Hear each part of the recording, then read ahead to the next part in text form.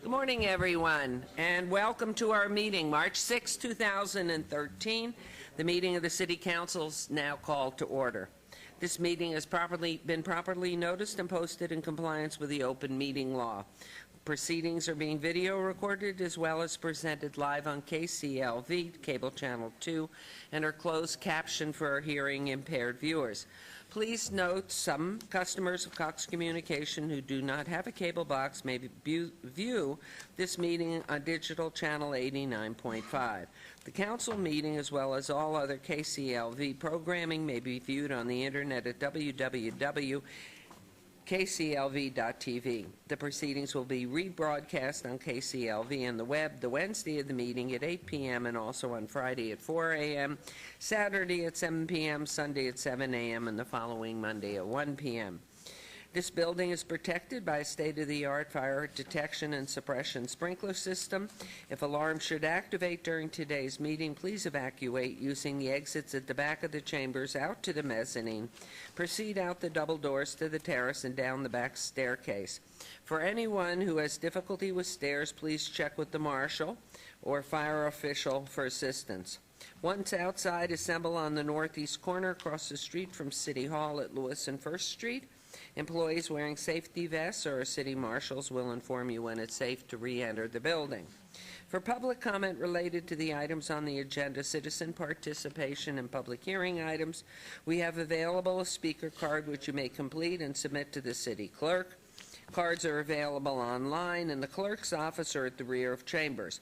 If you do not submit a card, it does not prevent you from speaking under the public comment, citizen participation, or specified public hearing items. If there's anyone present today who has need for hearing impaired equipment, please come forward and speak to the city clerk. If you parked in the garage across the street and did not receive a validation ticket as you entered the chambers, please exit to your right and then see the security personnel at the entrance. And before we proceed with the agenda, would everyone please rise for the invocation given this morning by Reverend Cindy DeLong, Center for Spiritual Living, and please remain standing for the Pledge of Allegiance. And so I invite you at this time, if you desire, to close your eyes and create a moment of silence, a space of peace, as we honor together that one power, one God, spoken to, worshiped, prayed to, and celebrated in so many languages, so many traditions, in so many ways, and they are all good. And so we ask blessings this day upon the proceedings here, that each one who participates does so for the greatest good of this city and its citizens. We know that each one is here to provide guidance, leadership, and support for the ever-expanding growth and success for the city of Las Vegas. We ask that each one speak from the heart the truth that is important to be spoken, and that each one hears the intention behind the words. We are grateful for this time together and know that it is good. Amen. I pledge allegiance to the flag of the United States of America and to the republic for which it stands, one nation, under God, indivisible, with liberty and justice for all. There appears to be another flag. We will now proceed with the ceremonial portion of the agenda.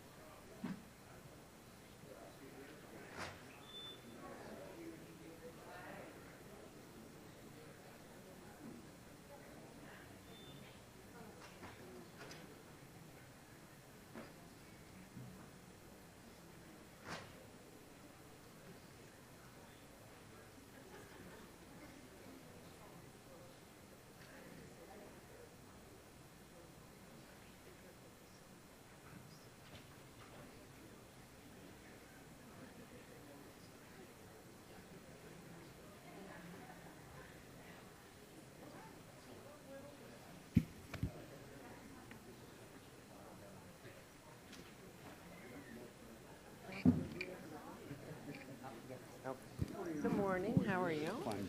Looking very dapper.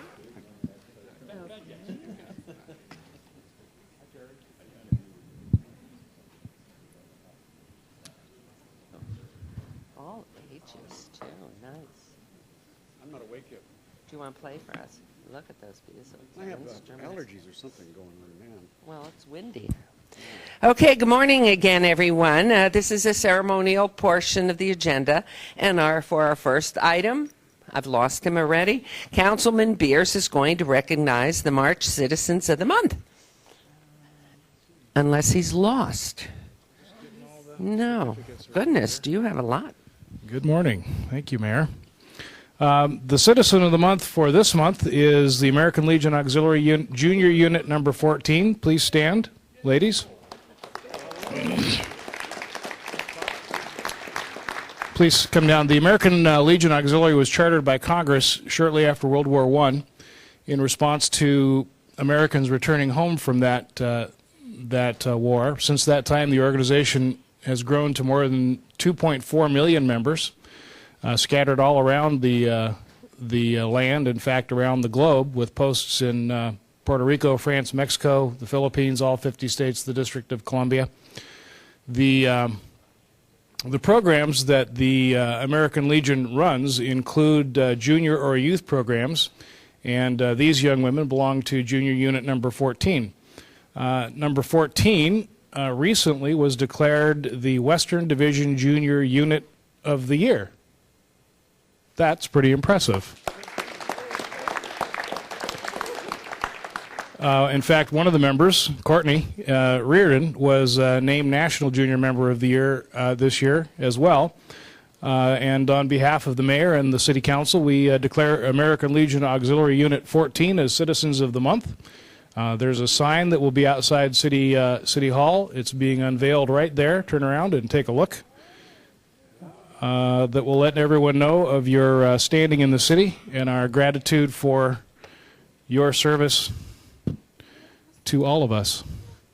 I have certificates for the members: Courtney Reardon, Cassandra Castillo, Layla El Morani, Lexi Isaacs, Macia Nolte, Olivia Nolte, and Sage Nolte, who have different names, I understand. I don't know if you want to disclose them here or not. Would you tell us a little bit about how people can get involved in the group? Amongst other things. Go ahead. American Legion and the American Legion Auxiliary were the largest patriotic organization in this nation.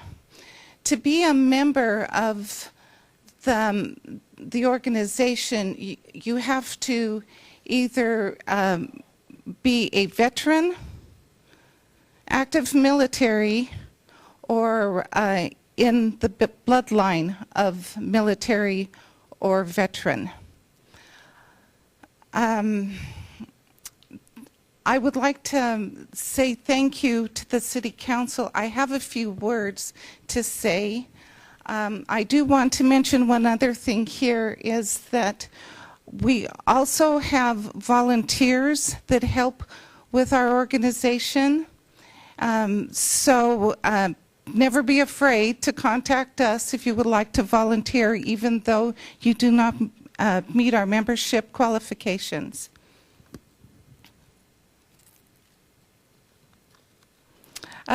Thank you, Councilman Beers, Mayor, and City Council. It is such a great honor for the American Legion Auxiliary LD Lockhart Junior Unit to receive this award.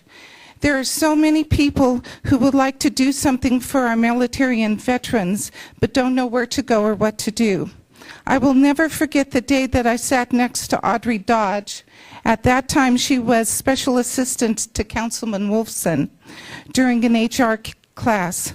I mentioned how municipal court employees donated supplies for care packages, and during their lunch hour made dozens of thank you cards to go to deployed service members.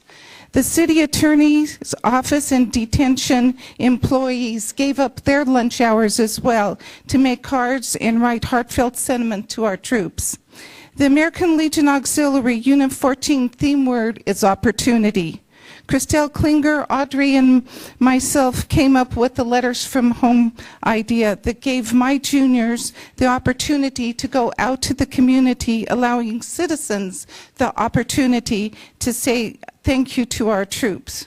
For example, thanks to Sergeant Venice Thompson from the Detention Enforcement, Shadow Ridge High School football team donated 200 pounds of supplies for the Juniors Care Pack project, whereas Business Licensing's Darcy Hurd's Daisy Troop had the opportunity to participate in the Juniors Valentine for Vets project.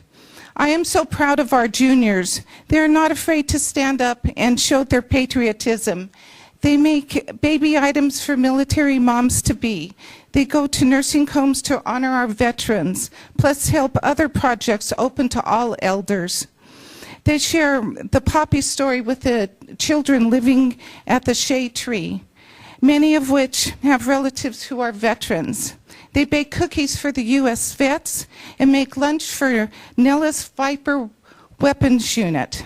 Plus, they have their own Adopt a Military Family, just to mention a few of their projects. Ward 2 allowed us to start this circle of opportunity, which helped our junior unit win the awards that Councilman Beards has stated. Thank you, Councilman Beards.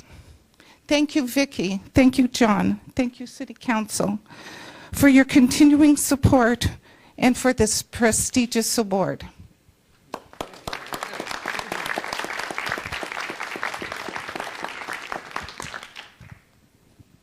Thank you very much. Mayor?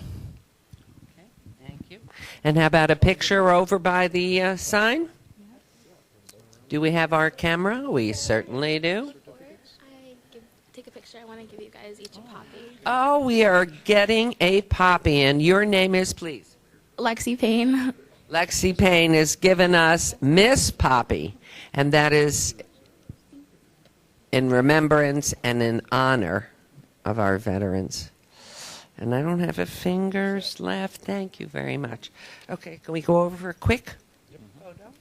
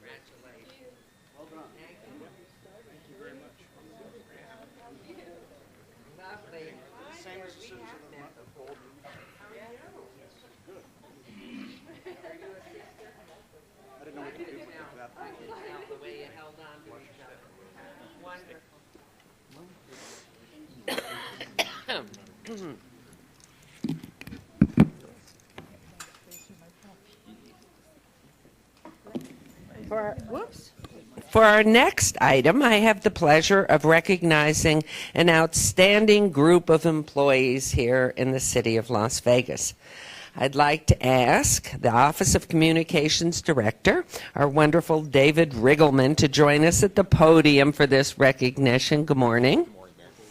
The Action Team Award recognizes a team of employees who strive to be superheroes in the workplace, meeting our values of action, which stands for achievement. We're going to have this memorized in another couple of months. Achievement, creativity, teamwork, integrity, and ownership now. The March Action Team is the city's art and design staff from our own Office of Communications. And as I call out the team members' names, I'd like them to join us at the podium, starting with Sherman Sheftall. Where are you, Sherman? Oh, doesn't like the PR. Sherman, we're talking to you at home. You should be here. Mike Campbell. There, see? Brave soul. We're so proud. Margaret de Klerk. Yay. Rita Schoenmacher. Wonderful. And their fearless, tough, brilliant leader, Heather Curry. But I don't think Sherman's scared of you because he's not here. Okay. I have some certificates I'm going to give to Heather to hand out to each of you after the meeting. This group is the city's in-house innovative design team that is responsible for everything from flyers and mailers to posters, advertising, signage, framing, business cards, website graphics, and photography. The team is the definition of flexible, often coming up with exciting and striking designs in a very short time frame. Their skills and creativity are in constant demand from all departments of our city. Some of the pieces they have designed should be up on our big screens. I think we have one of the monitors down. They include numerous advertising pieces for local media to publicize city events, citywide campaigns, and even my very fabulous and famous birthday cards and holiday greeting cards. They're all out of this group. These talented artists save the city thousands and thousands of dollars every year because all of our design work is done right here in City Hall. This allows the artists to meet tight deadlines and accommodate the quick changes the city departments demand and make all the time. Such last-minute changes for work sent to outside design houses would result in ever-increasing fees and penalties to the city and cost an awful lot more. This group has also, and aren't they so cute? This group has also been key in making the city's sustainability initiative a reality. By designing e-vites and other online materials, this group has greatly cut the printing and mailing costs. One example of this group's outstanding work was the recent foreclosure assistance campaign that these artists designed. The advertising campaign really put the message out about the services that could help residents stay in their homes in this very tough economy. Another example has been the widening and beautification of Martin Luther King Boulevard in Ward 5. The artists designed the mailers that went out regularly, that's a strange word, to update residents on the work going on and design posters, flyers, and banners to get the word out about Councilman Barlow's celebration of completing the work. This team is now involved in the design of the upcoming United States Conference of Mayors, which we will be hosting here in Las Vegas in June, late June of 2013. And so we're looking forward to everything they're doing. The website, I had a peek at it. It's awesome. This city looks so good and looks even better because how beautifully you make it appear. This group of employees is an excellent example of a small team working together with you, Sherman, to make a big impact on our city. Their work brands the city of Las Vegas and is seen by millions of people, not here only in Las Vegas and in the state, but around the country and even around the world. So thank each of you for your hard work. And David, I know you're ready to say something. I can feel it. So David, please. What a great team. Thank you, Mayor. And thank you for the kind words. I'm very proud of this team, as you can tell. They are small but mighty. And as you noted, we are missing one. Sherm Sheftal, one of our senior graphic artists, couldn't be here today. But hopefully he will be able to watch this on television.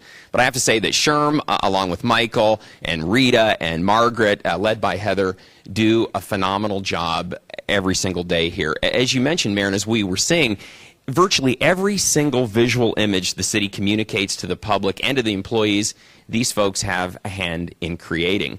But beyond that, they also support the day-to-day things that we have to have around here on top of everything else they're doing. That includes things like our business cards, our letterhead, all the proclamations that you give, they have a hand in creating. And even the awards that they're holding, they had a hand in creating those. Who else would have done it around here? They had to do it. It's a wonderful partnership. Exactly. it's a wonderful partnership between these folks and our print shop, led by Rich Marston and Julie Shelton. A quick aside, I have to tell you that in a given year, these folks have more than 800 job requests. See the number? That's a big number for this few number of people. But last year, they were able to get all those job requests done within deadline 95% of the time, which is really a phenomenal occurrence when you think about it all the way around. So if they were athletes with statistics like that, they'd be in the Hall of Fame, no question. So I'm very proud of all of you. Needless to say, you do a great job. You've earned this award. I can't think of a group in the city that works harder than you and performs as well as all of you. So congratulations. Now let's go celebrate. Heather, do you want to say something? You summed it up so well. Okay. You summed it up so well. She's official. You could just say No, you really, both of you have summed it up very well. But it is a pleasure to work with all of them, and including Sherm. And you know, I don't think people understand the deadlines these guys work under and the changes. And, you know, David mentioned the 800 jobs. Those are the 800 big jobs. That doesn't include all the little things. So when you add in all the business cards and things like that, it's actually thousands. So these guys just never stop, and they've been through a lot in the last couple of years. We've moved a couple of times. They've consolidated into our department from other departments, and they've just remained professional throughout the whole time. So I applaud them for that, and I really appreciate them and enjoy working with them every day. We're so proud of you. Thank you. Thank you. We're so proud of you all and so grateful for everything you do. I know you sleep here at night. I know you do that. So we thank you. I won't tell anybody. We're going to try to put in room service soon. So when you're here after midnight. Yes. So congratulations and thank you. I know you are proud. Thank you. And for our next, group picture, group hug. Come back. Come back. Okay. They should come in. Don't hide behind Randy. Okay. I'm sure. Come on in. Stand up in. We can go. This is weird being on this side of the camera. I know. Thanks for changing my poster from shredding event to shredding party. My pleasure. Thank you. Those are the little things that count. Yeah, group hugs are just really big in this city hall. Now, for our next item, Councilwoman Tarkanian and Councilman Barlow will recognize a local business that has meant a great deal to our community.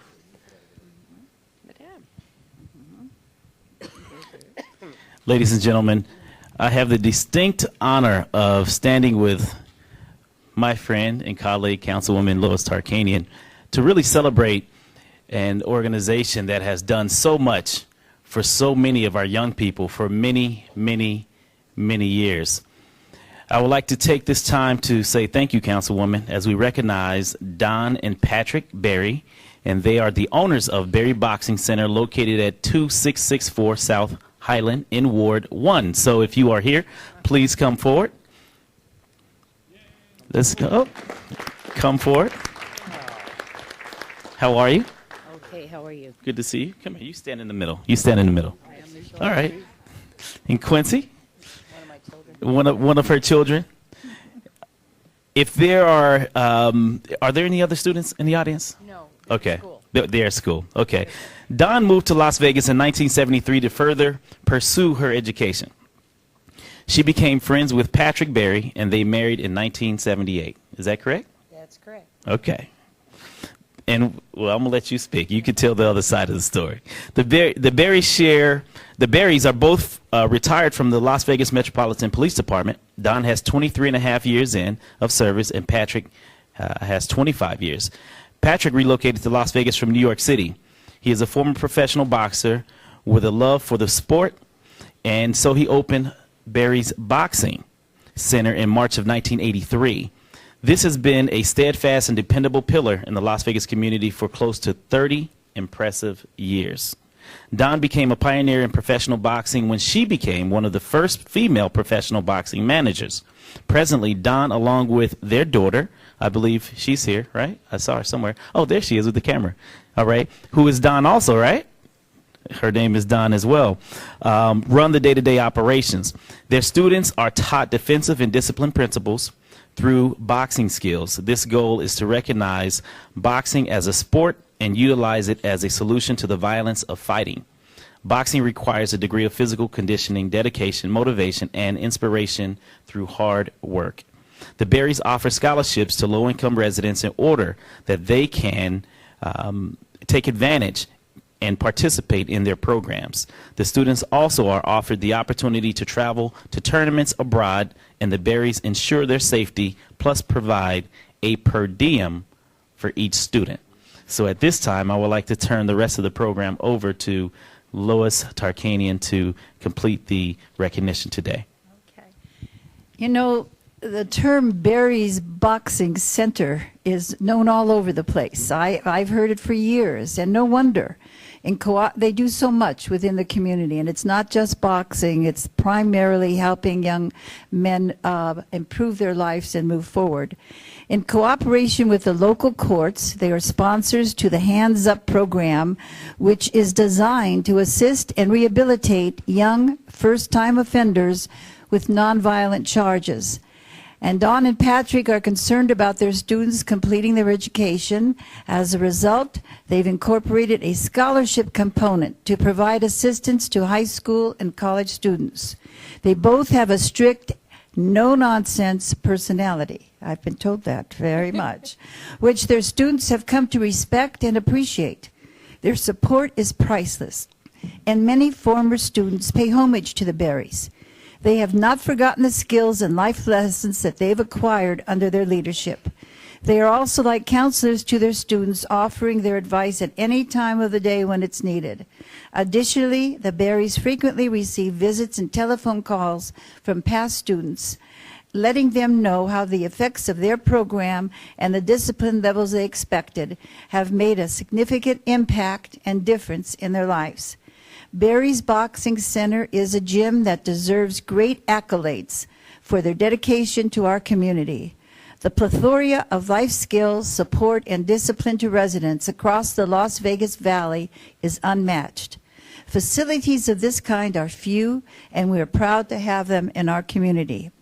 And now, therefore, we ask the mayor and members of the Las Vegas City Council, businesses, and residents to join us as we hereby proudly proclaim March 6th, 2013, Berries Boxing Center Day in the city of Las Vegas.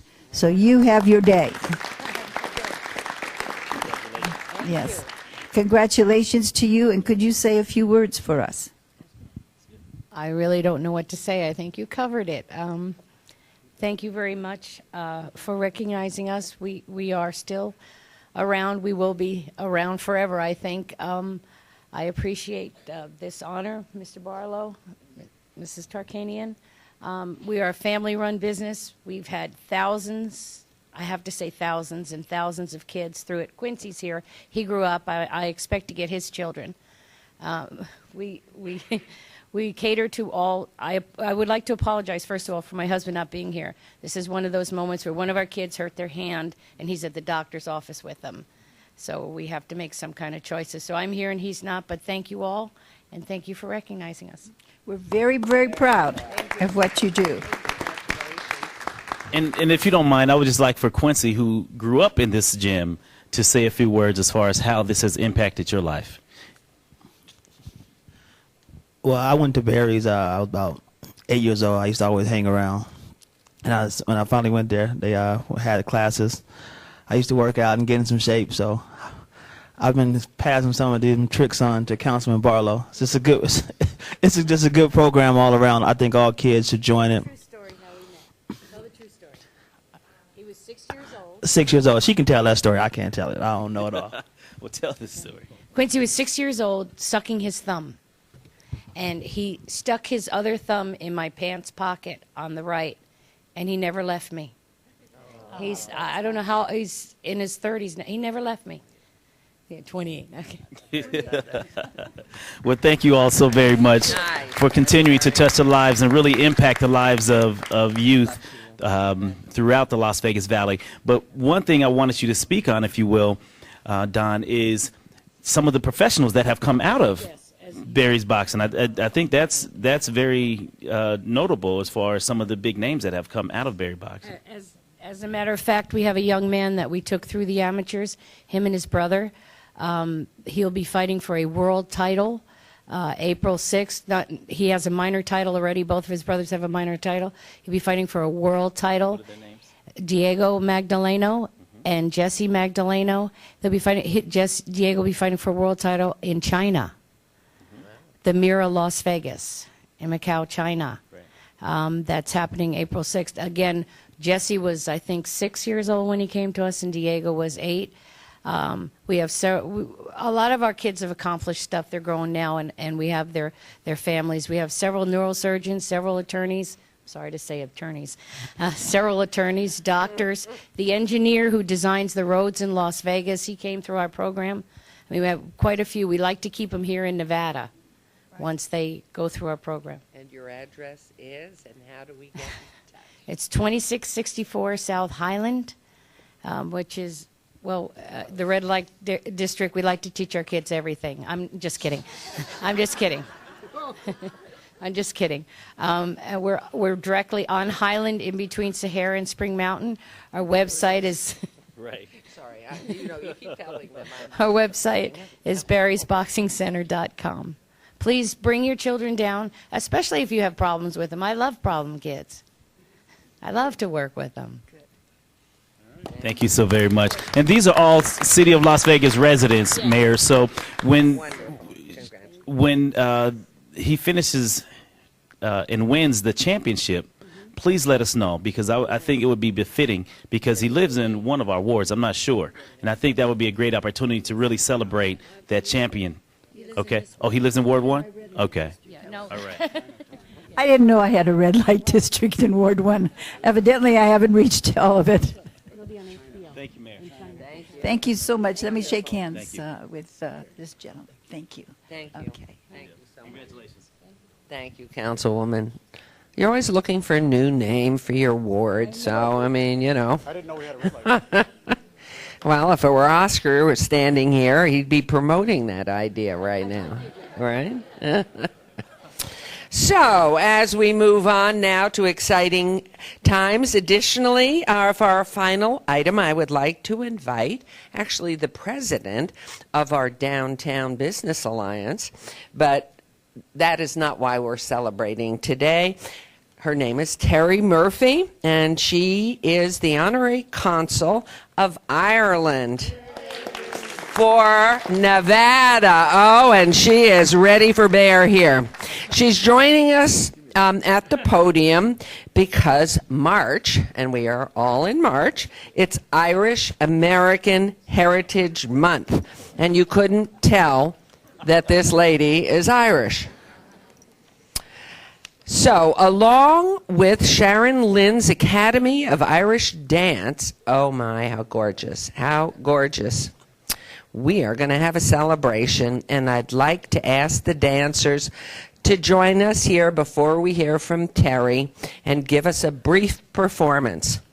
So we better take the bottle down, please. And somebody's going to move the podium. And do we need a microphone somewhere? You're set? Okay.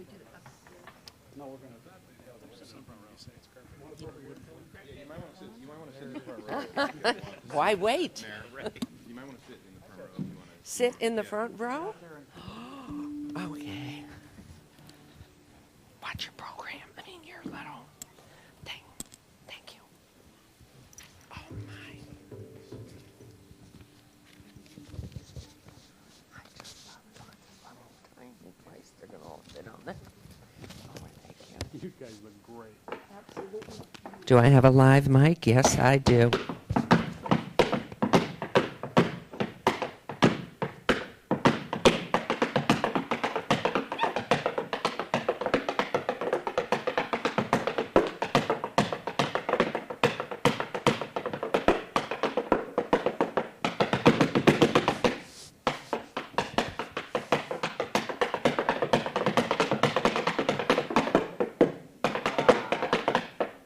Wow.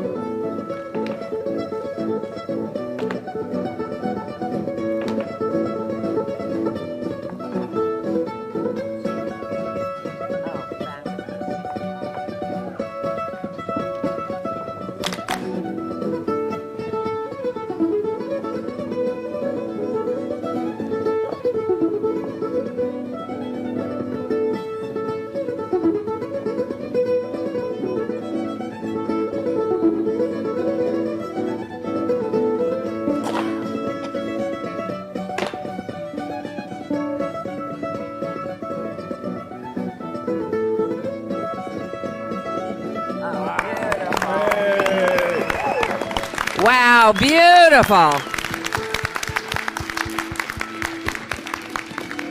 they adorable?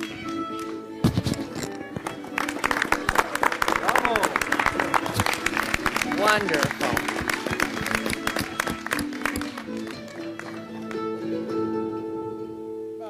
Beautiful. And our musicians as well. How simply fabulous. And a double tasker over here.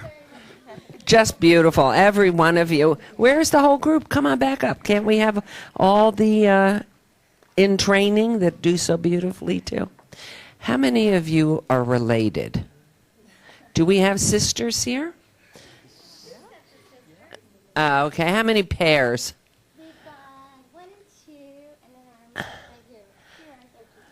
Wonderful.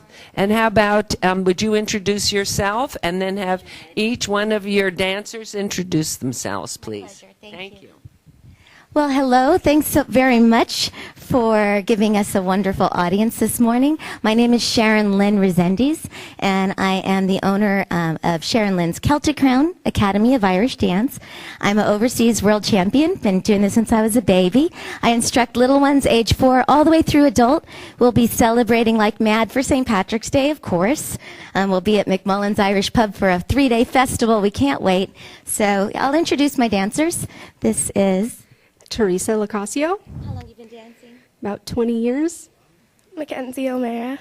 You should be more dedicated than just 20. How long have you been dancing? 7 years. I'm Ashley O'Mara. I've been dancing 11 years. I'm Lauren Potcher. I've been dancing for 5 years. I'm Haley Hardy. I've been dancing for 5 years. I'm Carissa Conway. I've been dancing for 5 years. I'm Madeline Barber, and I've been dancing for 11 years. I'm Karen Ahern, and I've been dancing for 17 years. I'm Lacey Bailey, and I've been dancing for 4 years. I'm Maggie Young, and I've been dancing for 5 years. I'm Tori Young, and I've been dancing for 5 years. I'm Sydney Shear, and I've been dancing for 4 years. I'm Carrie Ann Laturzo, and I've been dancing for 5 years. What do you love about Irish dance? The music. The music, what do you love? The music and all the beats we do. And all the beats we do. Yeah. So we perform all over. Again, thank you for your time. And it was a great honor for us to be here and to be a part of Las Vegas and the growing culture here, and for us especially Ireland. So thanks very much again. 1, 2, 3, take it off. Thank you. Thank you very much. Thank you. We are so proud of you, and we're so proud. This is Irish Heritage Month. Simply beautiful. Terry, you are so lucky. I know you want to say something. But thank you all for joining us today and sharing your talents. And I have a proclamation designating March as our Irish American Heritage Month in the city of Las Vegas. And in honor of this month, our iconic Las Vegas welcome sign is going to be green. And I hope our building is going to go green. Are we doing green lights on our building? Yes, we are. Great. And now I'd like to turn the microphone over to Terry, who will tell us a little bit about her position, how grand, you know something, Irish always smiling. When Irish eyes are smiling, boy, do you have them. They're yours. Thank you very much, Mayor and Council. And I also want to thank our musicians this morning who provided the music and beats for our dancers. I'll be very brief. Couple things. We are turning the Welcome to Las Vegas sign green at 6:30 p.m. on Wednesday, March 13th. If anybody wants to come down, it's the one on South Las Vegas Boulevard. Also, this year in Ireland, 2013, is what they're calling the Year of the Gathering, and in what is the second most brilliant tourism campaign next to What Happens Here Stays Here. The country of Ireland has invited 80 million people from around the world with Irish roots to come home for a visit, hopefully not at the same time. And your Mayor Pro Tem, Stavros Anthony, is going to join a group of us from Nevada to Ireland for the gathering. Also, I'd like to acknowledge in the audience Brian McMullen, who has, for the last 7 years, he introduced St. Baldrick's Foundation to Las Vegas. They have so far raised $2.7 million for childhood cancer research, and a lot of that money comes right back into Southern Nevada. We had a big event on Saturday. Thank you, Brian. And one of our newest downtown businesses, La Comida, which doesn't sound very Irish, but their chief cook and bottle washer, John O'Donnell, is very Irish, and they're here today as well. So thank you very much. Thanks to all of you. Thanks for having us.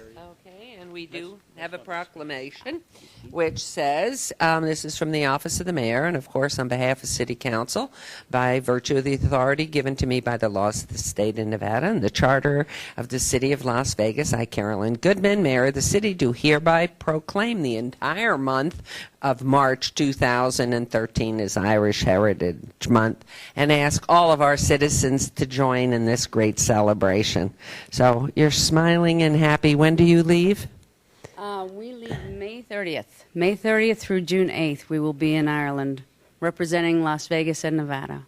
Isn't that wonderful? So if anybody'd like to go and carry her suitcase, she's taking volunteers. I'll carry yours. Congratulations. Thank you very much to all of you. Thanks. Thanks. Thank you. Thank you for the swag. Oh, and this gift, look at this wonderful gift. Everything Irish. Oh, hello. Uh-oh. Light-handed here. Okay, so it is 9:45. We'll be back and get the meeting rolling. Thank you.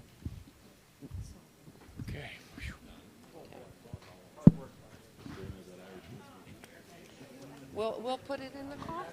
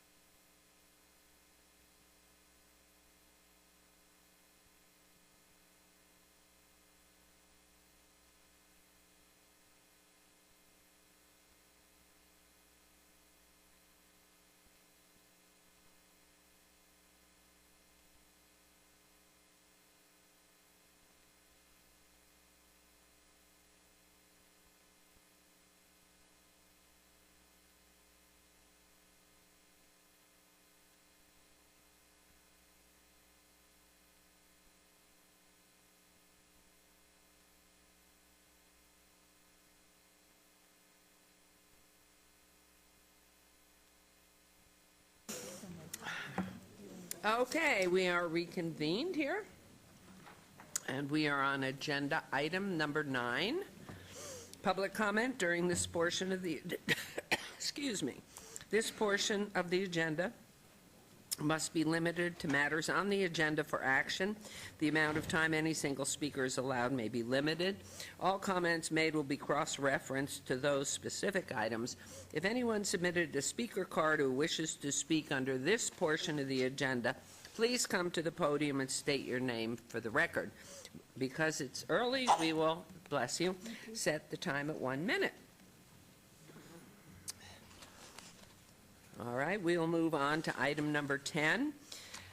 Business item for possible action. Any items that the council staff and/or applicant wish to be stricken, tabled, withdrawn, or held in abeyance to a future meeting may be brought forward and acted upon at this time. Mayor Pro Tem Anthony. Thank you, Mayor. Item number 74, EOT 47829, applicant LB Gaming, owner TWH LLC, extension of time 899 Fremont Street. Applicant has asked that to be obeyed till April 17th. And on item number 75, ROC 48170, applicant Walmart Stores, owner Walmart Real Estate Business Trust, review of condition 6310 West Charleston. Staff has asked that be obeyed till March 30th, and that will be my motion. March 20th. Oh. What did March 30th, it's all right, we're happy. March 20th. That's Okay. not what I said. It'll be March 20th. It's all right. Little too much water out there. And it's the Irish gift. Where are you? Did you leave, Terry? Okay, so there is a motion. Please vote. And please post. And now on to item 11, for possible action, approve the final minutes by reference to the regular city council meeting of February 20th, 2013. Is there a motion to approve the minutes, please? So moved. Thank you. There's a motion. Please vote. And please post. That motion carries. Carries. Thank you very much. We will now move on to the consent agenda. Items 12 through 47 on the consent agenda are considered to be routine, are recommended for approval by the departments, and may be enacted in one motion. Are there any items that any member of the council wishes to be brought forward? All right, hearing none, may I have a motion, please? Thank you, Mayor. I'll make a motion to approve the consent agenda items number 12 through 47. There's a motion. Please vote. And please post.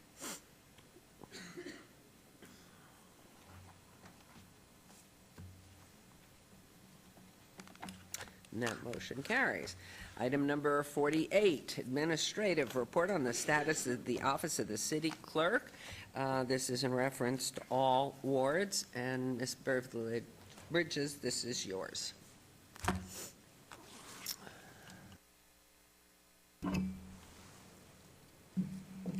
Thank you. Good morning, everyone. My name is Beverly K. Bridges, and I'm the city clerk for the city of Las Vegas. The municipal clerk is the oldest of public servants in local government, next to the tax collector. The early keepers of archives were often called remembrancers, and they served as historians for their communities.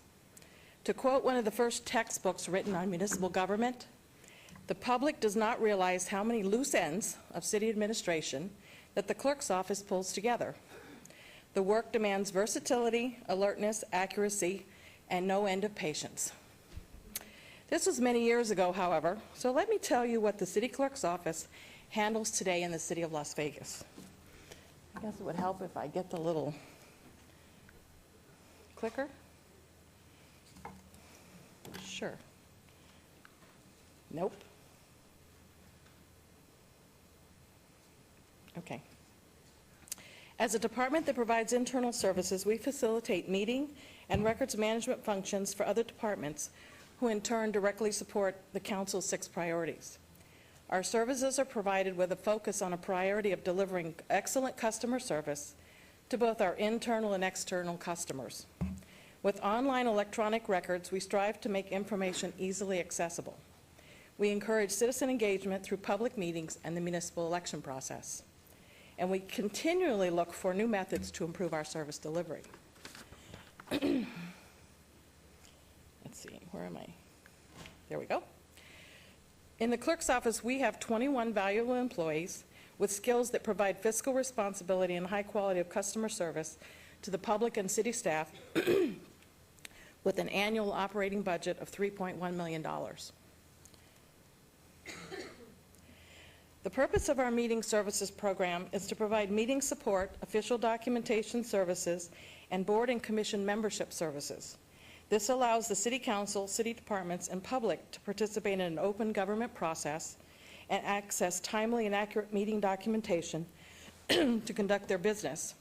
This division provides parliamentarian oversight and minute services for as many as 27 city boards and commissions.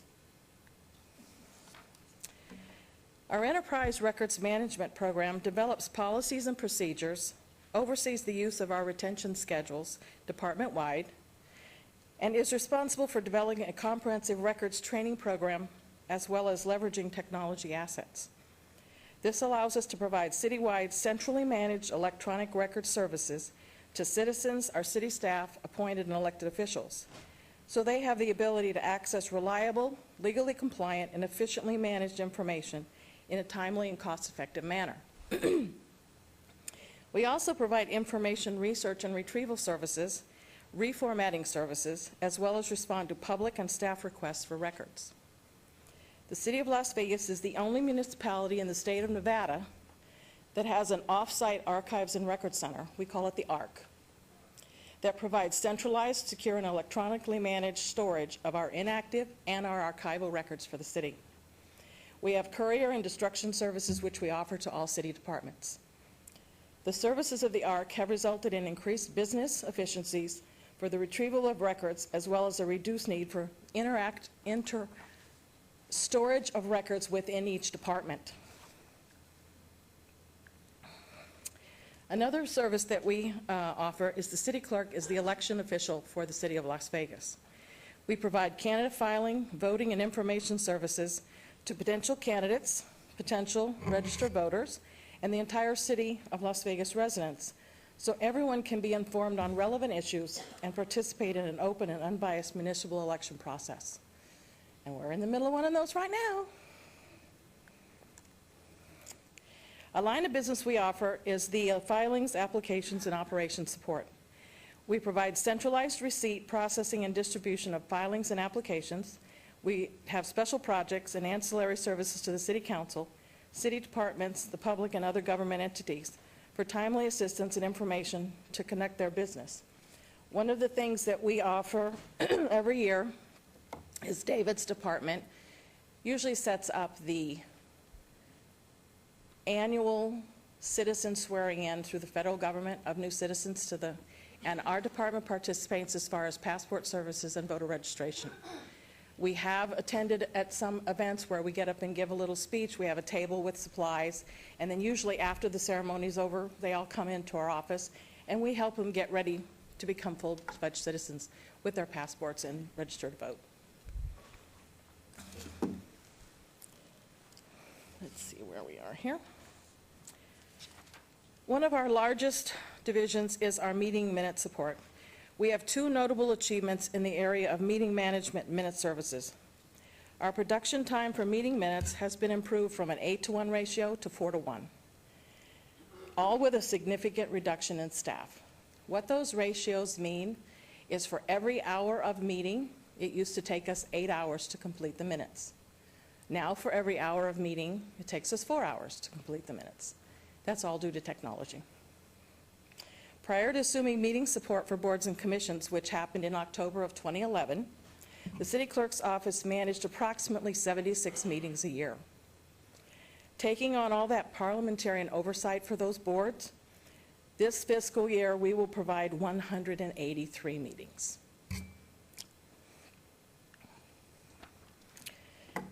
One of the goals achieved, wait a minute, where are we? Come on.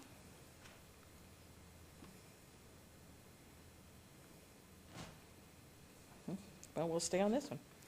One of the goals of mine when I became city clerk was to implement the Passport Services program to our community. There was only one location downtown that offered those services. It was very difficult for people to get into there. The program's inception was June of 2008. We have processed 2,481 passport applications in our office, and we have 20 certified passport agents in our department.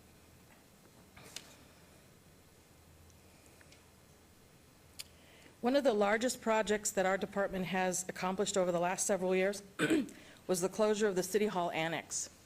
That annex was across the street from Old City Hall, and it housed all of the records for building and safety. It had 13,000 roll plans and over 1,000 boxes of development services records. Only a small amount of those records have been scanned currently because this type of volume would require extensive personnel and funding. This project involved outfitting the north end of the ARC, which was previously utilized entirely by Public Works. Shelving was purchased and installed, and custom-designed cabinetry was purchased to hold the future rolled plans. We had to clean, purge, and index all these records. One such series, which was the address files, consisted of 140 boxes of entire paper records, which the only way to retrieve those was for people to go through those boxes. You can see some of the pictures here of before and after. This one is we called it the shock and awe tour, because when we first went into the annex, you can see some of the pictures, and now the ones to your right is what is residing out at the ARC in the north end of the building. We even made t-shirts for that tour, by the way.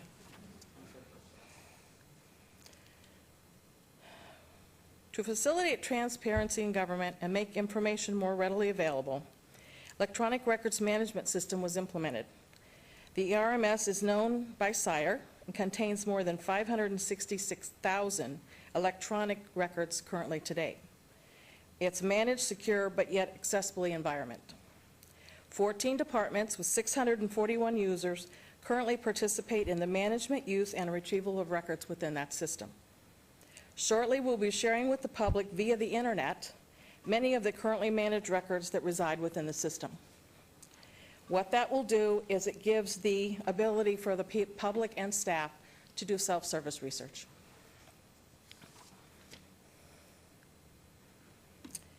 In improving accessibility of this information, the division has performed many business process reviews. We've assisted with data conversions. We've developed an imaging process for several departments and have performed massive backfile imaging conversions that have resulted in more than 500,000 electronic records in the ERMS system. This is not inclusive of all the record types, this list that you see here. This is just a sample. And as you can see, I brought my crystal ball today because we're going to take a look to the future. In support of creating a more transparent and open government, we intend to offer more information and public records online. We've archived all of City Council minutes back to 1911. We've done resolutions and ordinance back to 1911. And we also have historical documents which will allow citizens and staff to self-service while researching this information. One of the new fun features we're looking to implement is called Agenda to Go. This directly affects the City Council. It allows for comment on agenda items, annotations, notes, and highlights directly from any mobile device, and then you'll be available to you during your meetings. The other feature that you've all seen is our online public comment. It's available for all meetings that are online. Anyone can make a public comment in the electronic system, and we have now, public is starting to use that.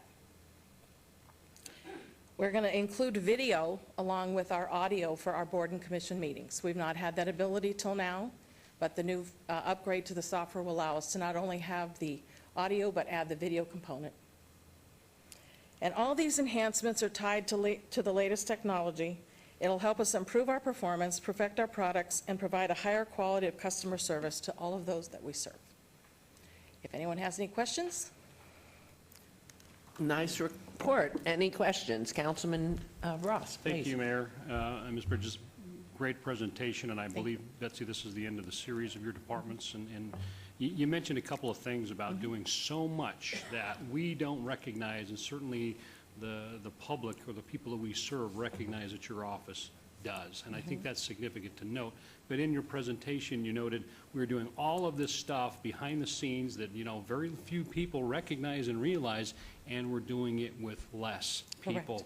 I know we're going to be getting into our budget soon here at the City of Las Vegas, but I think it's significant to recognize that Betsy, or Ms. Fretwell, every one of your departments has kept that same level of service with less funding, less bodies, and it's significant that the public recognize that we are doing everything we can to continue to provide that same level of service, whether it's the business community or whether it's our just constituents in our neighborhoods. We're continuing to provide that same level of service. Ms. Bridges, you did a great presentation. I would request that you let me borrow your crystal ball occasionally, please. Thank you, Mayor. I don't know if I'll Mayor let it Pro out Tem. of my side. Mayor Pro Tem. Thank you, Mayor. Since I've learned a lot about the subject, some of those before pictures look like one of those hoarding residences. So a little concerned about that. When I first walked into that annex and I looked around, I just about passed out. I went, oh my God, because the records were just unbelievable. And being able to find anything, again, was a hard project. Thank you, Councilman Ross. Part of our ability to do more with less is because of technology. If we didn't have the technology going forward, we would not be able to accomplish as much as we do. May I respond, Mayor? Yes, please, and then Councilman Coffin. I recognize that, Ms. Bridges, but I want to say this, and this is for every department in the City of Las Vegas. Ms. Fretwell, Ms. Bridges, as a director, as the city clerk, and you as our city manager and your deputies with you, you recognize that we have all-stars that work at the City of Las Vegas. We have dedicated professional employees and staff members that give their all to the city and to the departments and to you as their leaders, and I commend that.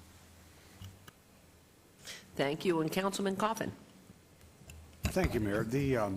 I'm always interested in the history of the city, and I know that, at least I think we still are the repository for the original parcel maps, and I guess the drawings on ink on linen, the old architectural hand-drawn. I'd like to see those someday because I know that there is a blueprint store in town that used to also maintain them so that people didn't have to come to our offices to make the copies, because they're still needed in title searches and in looking to see what's under something. There's usually something the older we get. We have all the original deeds from the original Clark site as well. We usually only brought those out when we had the Citizens Academy once a year, because some of the paper is so old. We're trying to keep it as preserved the best we can. But we do have almost every original record since before 1911.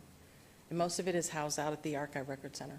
Do we still have copies of the plans submitted for residences and for early business buildings in town? Commercial is permanent record until the building is torn down. Residential, I believe, has a limited retention schedule, and I'm not sure we have all of the residential. It's all compliant. But every commercial building in the city of Las Vegas, if it's still standing, we still have the plans. Okay, thank you. Unbelievable. Thank you, Councilman Coffin. Councilwoman Tarkanian. Just wanted to give kudos to you, Beverly, for all you do, the wide range of what you and your staff do, and also because those boxes that were piled there look like boxes that I had had in a shed after water damage to my home. I still haven't gotten through all of them to find what's where. It's absolutely so time-consuming because they're not all in order, and so it's magnificent what you've done in all the areas, but that one impressed me visually very much. Thank you. We still have a lot of boxes we haven't gone through either. We're working on it. Councilman Beers. Thanks, Your Honor. I just wanted to briefly note that I kind of share Councilman Coffin's passion for Las Vegas history, having purchased a book or two from his bookstore, I don't know, 30 years ago or something like that.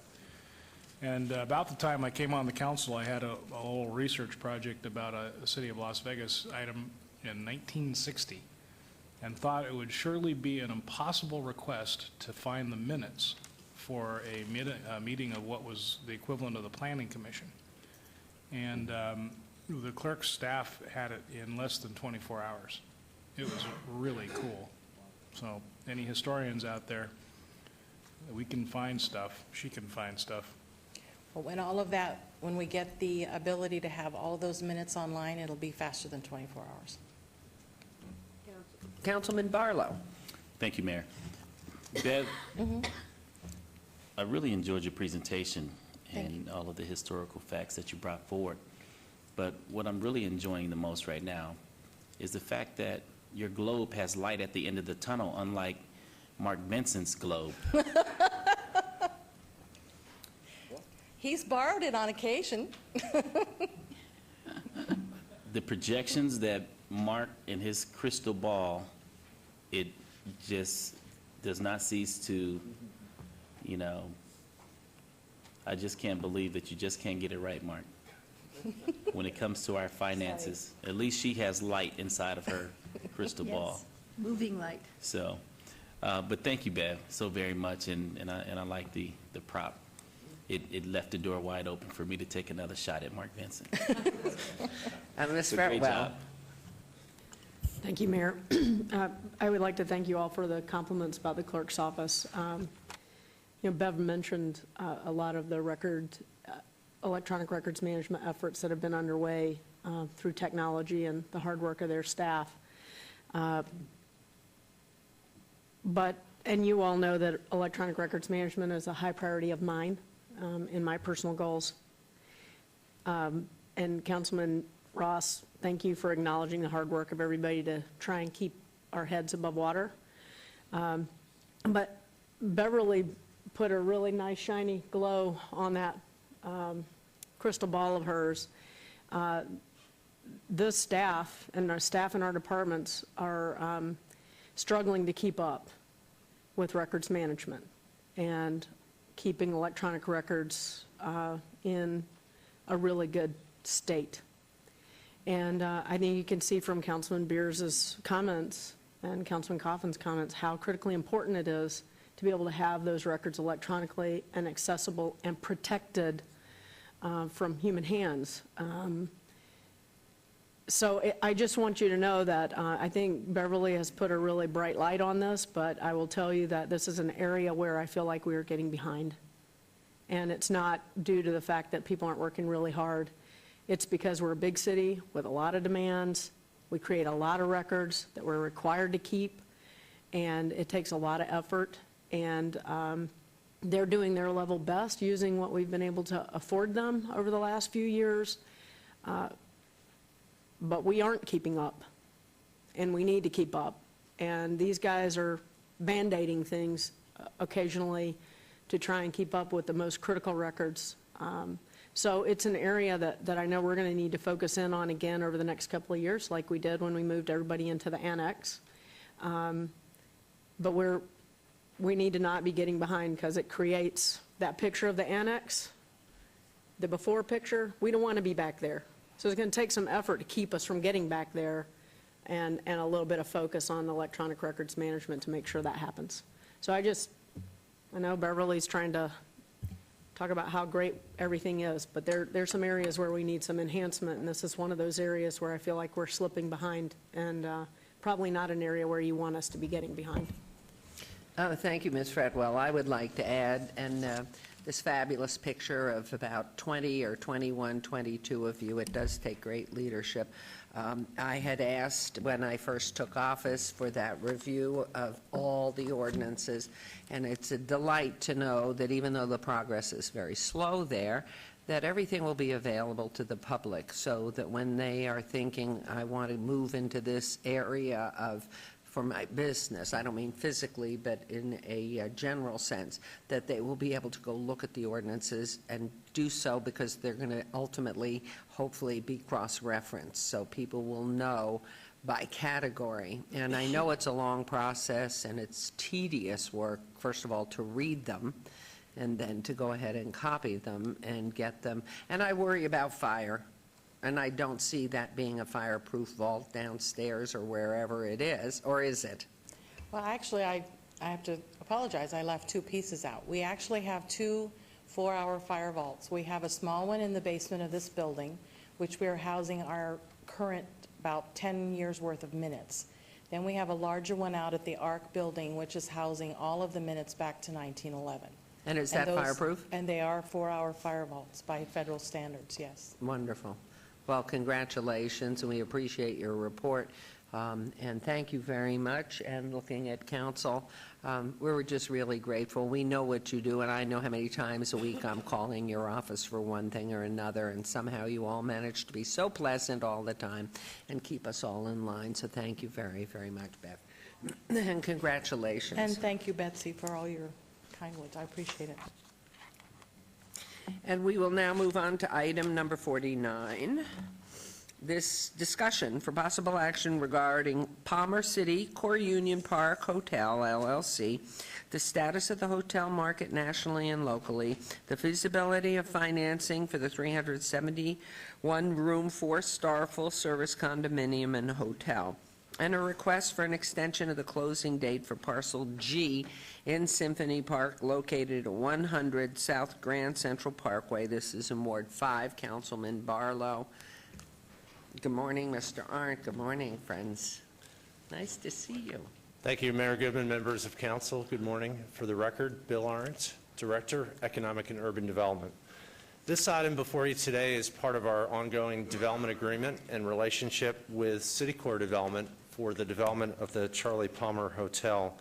Our current agreement allows the developer the exclusive right to extend the existing agreement by 2 one-year options.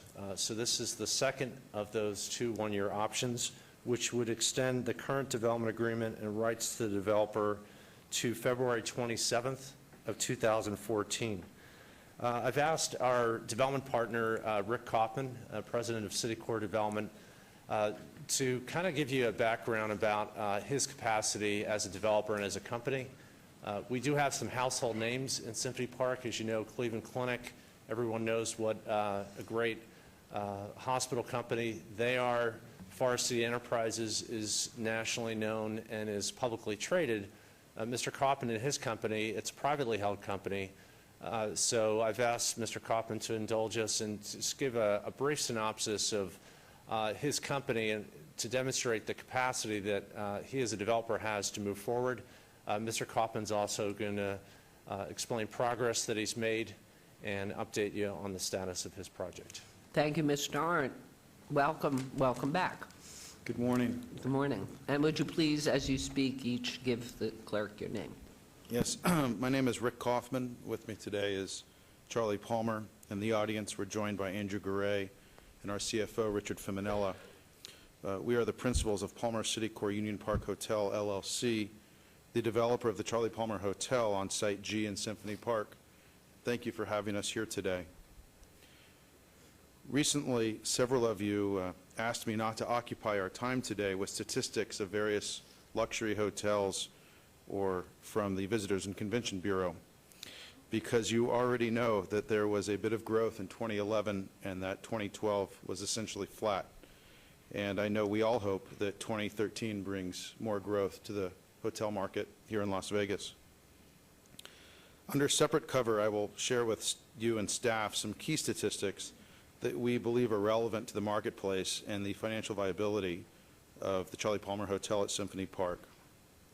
In our briefings with many of you last month, I promised to instead spend just a few moments highlighting how the national market, local market, and financing environment has affected our project here in Las Vegas. And as Mr. Arndt mentioned, I've inserted into my remarks a brief recap of who Palmer Citicorp is.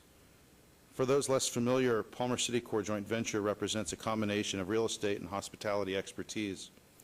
Collectively, we own, operate, or have developed real estate assets in excess of $2 billion. Our investments have included many property types, including industrial, multifamily, hospitality, retail, and office. We employ more than 700 people in the United States. Our apartment business is highly active in San Francisco and Manhattan. In fact, after a slow economic downturn, last year we began construction on a new ground-up 12-story apartment building in downtown San Francisco, which should be completed at the end of this year. Moreover, We either own or operate hospitality properties in 5 states and the District of Columbia, serving over 1 million fine meals a year and providing over 60,000 room nights in hotels we already own. Let me be clear that we remain committed to Symphony Park. We have continued to periodically keep staff, Newland, Council, and Mayor Goodman up to date on our project. We have invested and continue to invest in hotel operations and assets across the United States. A year ago, we purchased a hotel in San Francisco, the Mystic Hotel by Charlie Palmer at Union Square. We are currently negotiating to purchase a hotel in New York, and I hope that the next time I see each of you, we can announce that. Our equity partners continue to have faith in our business model of chef-driven boutique hotels. Our success in San Francisco and in the wine country are a testament to that perspective. Our lenders, large and small, have demonstrated a renewed willingness to lend on hotels. Although to date their appetite has been limited to the major coastal U.S. markets, we have faith that they will soon consider lending in Las Vegas. Las Vegas remains a key market for us. We have had many proposals to purchase or operate existing hotels and other submarkets within Las Vegas. Instead, we have maintained our focus and commitment to build in Symphony Park. Symphony Park is where we want to be, and we have made the decision to take the long view that Symphony Park is the best place for the Charlie Palmer Hotel. We believe that, in the end, it's a better investment than purchasing an existing hotel elsewhere in the city. In looking how to move forward in these economic times, we have been looking at alternatives for Site G. We continue to invest in the various consultants involved in the project, including architecture, design, market research, and constructability. One solution contemplated is a phased project, which might include an approximately 100-room hotel, leaving room for a second phase in the future. Such a phased project would include a fine dining restaurant and the other amenities originally programmed for the Charlie Palmer Hotel. We have invested significant resources in evaluating how such a phased project might fit on the site, what it would cost, and what it would look like. We appreciate the support and patience of the mayor, our ward councilman Barlow, all of the council and staff. This year, we look forward to sharing with our lenders who our neighbors will be, seeing average daily rate, RevPAR, and occupancy grow across the market, and that the financial markets will have a more positive view of the Las Vegas economy as a whole. I look forward to meeting with each of you later this year to discuss with you our go-forward plan and to see our vision of the Charlie Palmer Hotel in Symphony Park becoming a reality as soon as possible. Thank you. Thank you, Mr. Kaufman. Mr. Palmer, do you wish to add anything? No. Okay. He's here for moral support. Okay, moral support. Any questions, comments from council? I just will repeat, if I could. Please. I would just like to repeat what I've said before. You know, Ward 1 is adjacent to the ward in which you're located. Ward 1 has a swath of residents along Rancho that has been looking for a nice restaurant near them for a long time. A formal survey was taken before the Metropolitan Police Department was there by a group that was looking at doing businesses there, and they did a survey throughout the whole community and asked them, what is the service you would most want to have? And it was a fine restaurant. They don't want to go to Summerlin, they don't want to go through casinos. So if you can't do this all at one time, if there's any possibility we could get a good restaurant there with your name, your reputation. Look what El Mundo has done, a tremendous job. And I just know that you would draw from people who don't live that far away and who are anxious to have a fine restaurant. So I'm anxious to see you get going on it. Thank you. Thank you, and I would echo that. Speaking with the press quite frequently, they're asking repeatedly with the wonderful Smith Center, and of course now Discovery just having opened, what local and close opportunities are there? One for restaurants, and of course we do know El Mundo, and we do know the Premium Outlets is expanding in the near future as well, and that many of our downtown casinos are having jitneys for before and after performances. But there is a market that's walkable with your piece of property. The other piece, and I know we've discussed this, is how the Cleveland Clinic Lou Ruvo Brain Institute is bringing in medical tourism. And they would rather stay, the families of people who are availing themselves of the services at the clinic would like to stay nearby and stay in a more boutique-y type setting where they don't have to park and, walk a great deal. So just another plea in agreeing with that, and we're very anxious. And I think with what you've been reading in the newspaper, it seems that all of a sudden there is a little movement going on, not only downtown as well, but out on the Strip, and a lot of interest. And we have several items on the back burner at this point, which may also, and in this request for an extension of a year, it does not preclude you from opening and going further faster, sooner, correct? Correct. Okay. Any other comments? And if not, I will turn this over to Councilman Barlow. Thank you, Mayor. And thank you all. Good to see you again. The council said it all in the sense of what we're looking to do and continue to do. One thing I must give you credit for is the fact that you continue to push forward to attempt to bring this to a reality amidst the economy that, of course, none of us individually have any control over, nor yourself.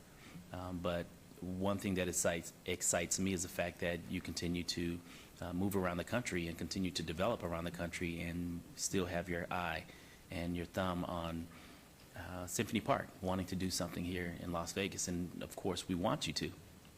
And so whatever we can do, specifically from my position in being in this seat and the representative of the area in which you're looking to develop, I'm excited because of all of the other exciting projects, such as what the mayor just mentioned, from this Smith Performing Arts Center, the Discovery Children's Museum, the premium outlets, and everything that's taking place in and around downtown as far as Zappos and the redevelopment of the various hotel properties, hotel casino properties. It's just a lot of moving parts, and we want to make sure that we get you in on that so that we can also celebrate you at the same time, because Councilwoman Tarkanian is right. I mean, we hear it all the time. We need more food. We need, an opportunity to, when family come to town who don't necessarily want to stay in a casino, having that option available in the downtown is great as well, and you basically fit the bill of what a lot of the constituents in both of our wards talk about. And so you also mentioned during your presentation the element of a phased-in process. Can you speak a little bit more to your thought in relation to the phasing of this development? Sure. We have done 2.5 exercises. We're in the middle of a third one right now, which looks at how to build, and I mentioned 100 rooms, whether it's 70 or 130. My original draft was broad, but it's around 100 rooms. But it's doing it in a way that, because we aren't a large casino on the Strip who prints money and can tear down brand new buildings when we're done with them, we have to figure out a way that we can build 100 rooms and leave enough room to build the rest of the project, because we don't want to just start and stop. We want to move forward. The hesitancy, to be candid to Councilwoman Tarkanian, our fear of just building a restaurant is it's too easy to sit back on our laurels and say, okay, well, we did that, but then when it's time to build a hotel, it costs millions of dollars to build a restaurant. Now we got to flush that down the drain to make room for our eventuality. So our phase project contemplates a fairly dense but smaller building of roughly 100 rooms. One design is actually 2 buildings that address the corner. If you were at the Smith Center looking at our property, it would be to your right, closest to City Hall. And it would leave room, we would need to have a swimming pool. And the question is, how do you build a swimming pool for 100 that also works for 400? It's a different conversation, but maybe the pool gets thrown away.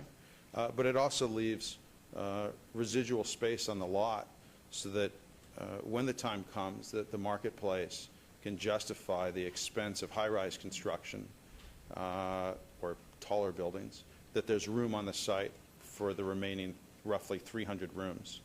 And so in the building code in Las Vegas is different than many other cities that use the international building code. And as a result of, I'm told, the MGM fire, your fire code looks at height differently than almost every other city. There's a big, thick red line, as we understand it, at 55 feet. And if something's taller than that, it might as well be 500 feet, or at least 200 feet tall. And so what we've been looking at is, if the problem is room rates are low, and so we need to spend less money because we can't charge more, how do we make it more affordable to build? And what that means is a building that doesn't exceed 55 feet for the first phase, which makes it more affordable to build, but still preserves the quality on the interior that makes the rooms as luxurious and comfortable. I hate the word luxurious. What we want to do, and we want it to be done right. And the phasing analysis that we're going through, it's a little bit of a Rubik's Cube of how do we do the corner right, keep it low enough that it doesn't trigger a lot of construction costs that aren't required in a shorter building, and still be able to charge the room rate that we need to charge to pay the bills, and also to provide the experience that people associate Charlie's name with. Great. Did I answer your question? Yes, you did. Okay. And before I continue, I would like to turn this time over to Councilman Coffin, if you don't mind. Thank you very much, Councilman, and I'll give it back to you. It just occurred to me to ask a question because I wasn't around at the beginning of the contract. Last year, Rick, you and Charlie came and explained the difficulties, essentially somewhat similar to what you have now. Was it a year ago? I guess it was. Yes. So things haven't changed much in the markets, but one thing has not changed, and that's the quality of Charlie Palmer cooking in the brand name. And it just seems like you're locked into a hotel thing here. And you know, Mayor and Council, I wasn't around when the deal was done, and I'm just wondering if maybe, what if that was the wrong thing for Parcel G? I mean, thinking back, when you get a plan and you start to get locked into things and you think, damn it, this has got to be it. You know, we're going to stick to the plan, and no matter what. But maybe the plan is a little rigid. Maybe Parcel G wasn't destined to have a hotel. Why not a cluster of fine restaurants? Something Charlie Palmer knows very well. And you're just thinking, I don't even know how large Parcel G is, but you know, I'm just wondering how locked in we are, because I see you're so nervous about a hotel on this property. And maybe the staff, maybe the city council still wants you to have a hotel, and by golly, you'll build it, or not. But maybe we ought to be thinking a little bit about, is there room for modification here? Is there time to be flexible? And I don't know if you've even entertained that, because when we met a few weeks ago, you didn't bring it up, and I didn't bring it up either. It's just a thought. Why not a restaurant row on that same property, you know, instead of a hotel? Sure. I mean, are we really locked into a hotel on Parcel G? In the interest of candor, your question's a good one, because it highlights a point which I didn't mention, which is when we were first introduced by the prior Mayor Goodman, who gets credit for he and his staff introducing us and bringing us together. The only thing that's been constant in Symphony Park since we were first brought there was A, the city's dedication, and B, the Smith Center. Cleveland Clinic was not in the vocabulary. Newlands Housing was. There was a jewelry mart. There was a medical something, hotel thing. And I'm forgetting one other. But Arena? Oh, right. Well, then the arena came. And, you know, we have steadfast and I'll disagree. Well, I agree strongly with your observations, and your question's one worth discussing. But that said, we are very comfortable and confident in the success of a hotel on Site G. Our hesitancy, to use your word, is a macroeconomic one of it costs so much to build, and how much can you charge each night? You know, as the players around us have changed, what really needs to be certain is, and what needs to be said, and I'm a little hesitant to say this, but I'll say it, everything in the Union Park plan, which is now Symphony Park, has changed with the exception of the park and the Symphony Hall and us. And everything else is different. The great news is that a hotel can be a supporter and a member of a community, I won't say regardless of who's around it, but everyone's got, you know, Maslow's hierarchy. We all got to sleep somewhere. And the proposed arena next door to us has been, without opining on it, has been a huge question mark. Because, of course, a hotel that's next to housing and office, which was what was originally contemplated, and of course the Smith Center, is incredibly different than a hotel next to an arena and a medical campus. And part of our phasing, I think, is a reaction to how do we take a step forward that's meaningful, that's at a scale that makes sense. A 50-room hotel just doesn't work. You got one general manager and you got to divide her or his salary across the room. The economy of scale doesn't really work below 70 to 100 unless you're at a very high price point. At Hotel Healdsburg, you know, Charlie, 54 rooms. The average rate's many hundreds of dollars a night. They can pay the GM what they pay him. But your question's a good one, but I would be remiss if I didn't say we believe unequivocally that there needs to be a version of a hotel with a fine restaurant on Site G that engages the Smith Center. I think if you look around the world, great performing arts centers are in the centers of important parts of the civic nucleus of every city, from Milan to New York and everywhere in between. And for us, the level, the customer who's going to that symphony hall, whether it's for a country music concert or the symphony, those are the people who are our customer too. And that's why we think there's a real synergy there. Thanks. My follow-up question. Sure. And you bring up a good point in regards to the moving parts that once were in place when the discussions first started with the previous administration to the current, as far as what was proposed, which is no longer in place today. And now you're looking at a different skyline than what was envisioned in the beginning. Has any of that affected your plan in the sense of strengthening your position or weakening your position as to those other ideas such as an arena, the housing as far as the Newland going away, the world market, the world jewelry market concept going away? Has any of that weakened your ability to move forward or strengthen it in any way as far as what's now the new vision for the park? Yes. It's hard to say, but if we all agree that uncertainty is bad, unless you're hitting a piñata and curious what's inside, uncertainty is bad. Financial markets don't like it. And as I mentioned to you when we met a little bit ago, you know, when your construction lender's first question is, so tell me again what's next door? That's a really hard question to answer right now. And if there were an arena there today and it were in ink, man, nothing's going to happen faster than our project because it's a very compelling story. Look, there's an arena, there's umpteen million people coming here, some percentage of them are traveling, and who wouldn't want to stay next door? And this is the look and feel of a hotel that's next to an arena.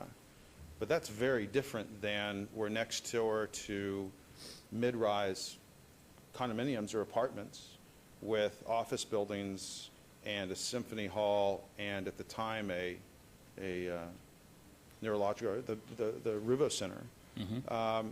And then, each time that there's change, we have to evolve with it. And developers are reactionary. Everyone thinks developers are leaders, but we want to build what the market wants. And we're silly to, we can't teach the consumer what to buy. They're going to buy it, and we're going to build it. And so I think to your question, yes, the uncertainty of what's next door. And I made a little remark about that. We need to know what's going to be next door, because it isn't just what retail is on the ground floor or how tall is the building or where are the loading docks, but what's the demographic of who's coming and going. I mean, we all saw how brilliant it was at the Palms when they built bathrooms with these 8-foot-long bathtubs, or however long they were, because their customers were tall basketball players. And it's a small example, but it's a very tangible one of know your customer and build it for them. And not knowing who your neighbor is, something as large as an arena. The jewelry mart that was originally on, I think, E, was a huge attractant to us. It was going to be an international beacon of super high net worth jewelry people who presumably have money that they're spending on jewelry, and that was part of the input. It was a piece of the pie. It wasn't the whole pie. But I think the cumulative effect of what was originally planned has changed. But I don't know that what's changed is bad, but it's just change. And when there's uncertainty, we all got to work together to figure out what is going to be certain, so that the things that want to move forward can. Right. Excuse me if I may, Councilman. I have just sort of quietly asked Mr. Arndt if he has the footprint of Symphony Park. I don't have the current rendering, Mayor Goodman, but with your permission, and Councilman Barlow, Councilman Coffin, just wanted to kind of make a brief remark, because I think it is an important question, and maybe make a suggestion that really Symphony Park and more broadly redevelopment is more of an art than a science. And so when you look at Symphony Park as a blank canvas, what our evaluation process is for every project and every partner in Symphony Park is we're looking for legacy projects. And so there really is a balance between pragmatism of let's get something going and get something built, between balance that with let's be a patient investor and make sure we build projects that are legacy projects, meaning these are projects that are going to last generations, which is very different than what Mr. Kaufman alluded to, which happens in the resort corridors. So when you look at projects like the Smith Center, I know all of you attended the opening of the Discovery Children's Museum.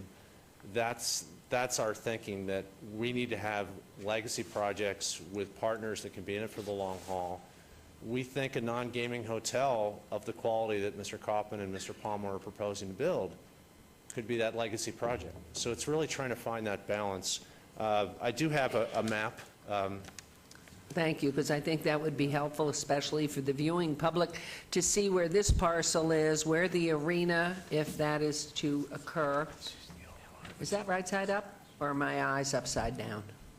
And Mayor, it is right side up, so I'll just point out that you can see it's kind of a busy map, and I don't know how clear it is on your overhead or for the audience, but you see the letter G, which is highlighting the Citicorp Charlie Palmer Hotel, and you see it juxtaposed in between two parcels of residential, which is intended to be mid-rise and high-rise residential. Parcels C. Can you point with something, please? Sure. With your Parcels pen? C and N.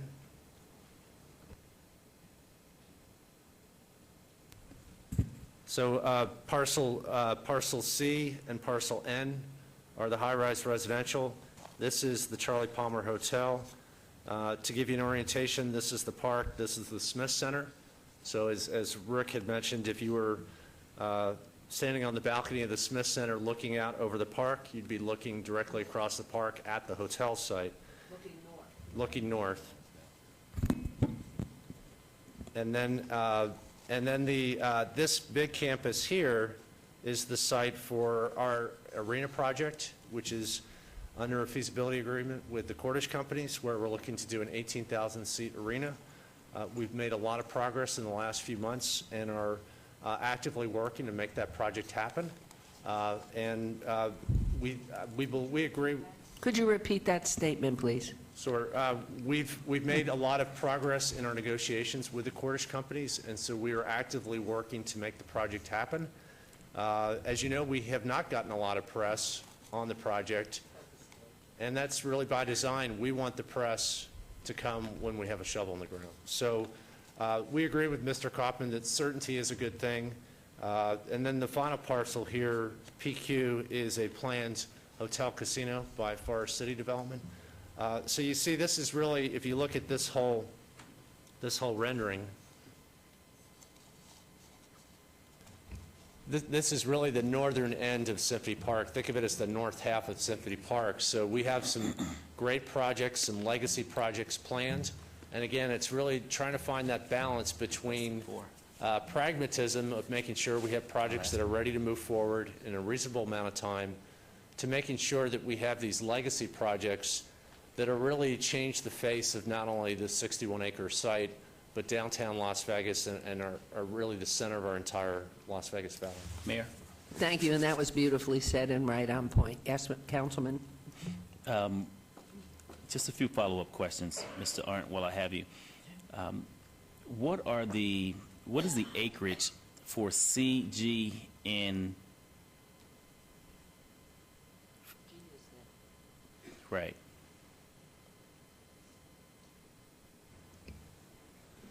I apologize, Councilman, I'm doing this from memory, so I don't have the exact acreage, but G is 3 acres, so you're looking at N is less than 3 acres. C is roughly 3 acres. And then you see the arena campus there itself, which has essentially, and I'd like to switch out the slide to the point that Mr. Kaufman was making. You can see how the site plan has changed from the original plan. Mm-hmm.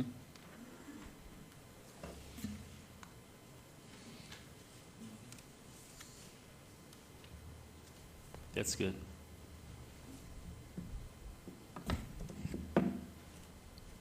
Where was the jewelry mart on the original one? So here, parcel E is a parcel that is over 6 acres. I believe it's close to 6.5. So that parcel itself, or right around 6 acres, that parcel was going to be the World Jewelry Center.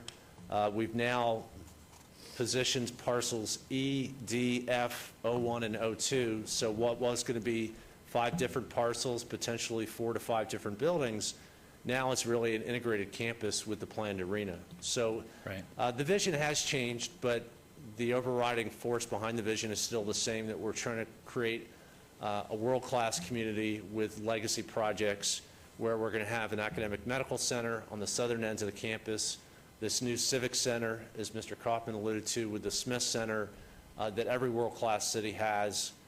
We really are building that in the center of Symphony Park. And then the northern end is really what we think of as a specialty campus, where you have the arena, specialty retail, certainly hotel with a world-class restaurant fits into that, and then parcel PQ with the planned hotel casino. Okay, so having said that, the reason I asked you, Mr. Kaufman, as it relates to the phasing, my phasing question, was because I'm concerned about a phasing in the sense that I would rather us take our time and move when it's appropriate in order to get the entire project up and running. I don't know how you feel about that. I know you mentioned that as far as, options that you were looking at, and that's great. But, Mr. Arndt mentioned legacy projects. And so, when I look at the phasing versus the legacy project, that basically tells me that we, should continue to move forward diligently as it relates to really getting all the stars to line up appropriately in order to get the entire development done in one phase versus, 2 or 3 phase project. And so if you can speak to that, that would be helpful as far as your thoughts. We would agree that I think that we would I agree with you generally. We all agree. Here we all are investing time and money, that we all want everything done right. And I think we all agree that we'd rather wait and do it really right than hurry up and, what's the polite term? Half do it. Right. So I think that our evaluation of a phased project is a reaction to pressure to move forward, combined with a belief that there's success in doing it. If it was just pressure from someone saying, you know, you've got to go now, or you're going to lose umpteen $1 million that you've already spent, that's just a business decision. But the real business decision is that we believe genuinely that there is demand for the product there, and that our brand and our product will succeed there. And the question is, if you're going to do it in this economic environment, how do you do it? And the answer is you probably phase it. But that doesn't mean that one solution doesn't include either a reaction to Councilman Coffin's question of, you know, should we change the scale of what's being done there? Or, I mean, I think Mr. Arndt's remark that I would use the word organic. You know, this is a master planned urban landscape, and, you know, it isn't a strip center where there's a grocery store on the end and then we go find, you know, burrito and laundry and yogurt to infill the little pieces. I mean, this is a handful or more of major anchors, and to really pull that off, and perhaps many of you have visited, and I'll stick to retail, some of these large retail complexes. There's one just down the street that has 2 or 3 huge retailers that normally you don't find in one place. But when there's a scale and alignment, you can get a Nordstrom's and a Macy's, I think it is, or Neiman's, under the same roof. Here, you know, I think the differentiation between, say, a casino hotel on PQ is significantly different than what we're doing. But I think that it is an organic process, and if there's an aversion to phasing, then we should have a conversation about that. But I think that in the same breath, I think it's safe to say it's unlikely that every project is going to all of a sudden start all at once, and that there's going to be some natural progression. And phasing is just one iteration of that. Okay. Councilman, if I might ask a question here of Mr. Arndt. How many extensions is this one of many more that are able to happen, or no? Mayor, under our current agreement, this is the last extension.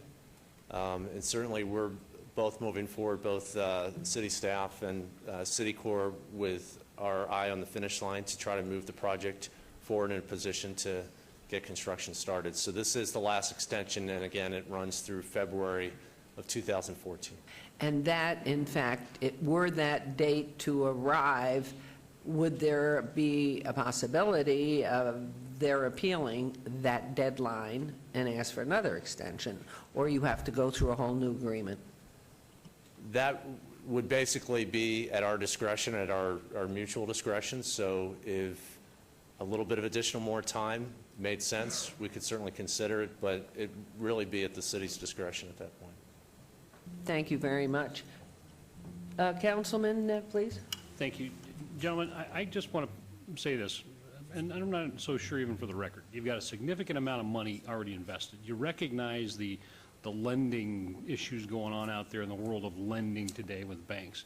You guys know what's going to work for you. This is what you do for a living. You know what market you want to be in, when you want to hit that market, what's been successful for the Charlie Palmer brand. You know that stuff. So I have no problem with you extending longer until the market changes, because you recognize how great Symphony Park is going to be when it grows up. Whatever iteration it is, you recognize that. You're in a great place.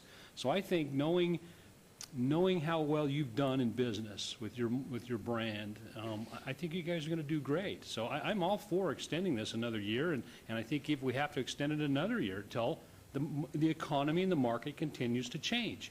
You guys are going to get there. You got a great brand. You heard what I said last time you were here. You know, put up the restaurant. I think you're going to have to do it in phases. I honestly do. One piece at a time. I'm from the construction industry, so I get that.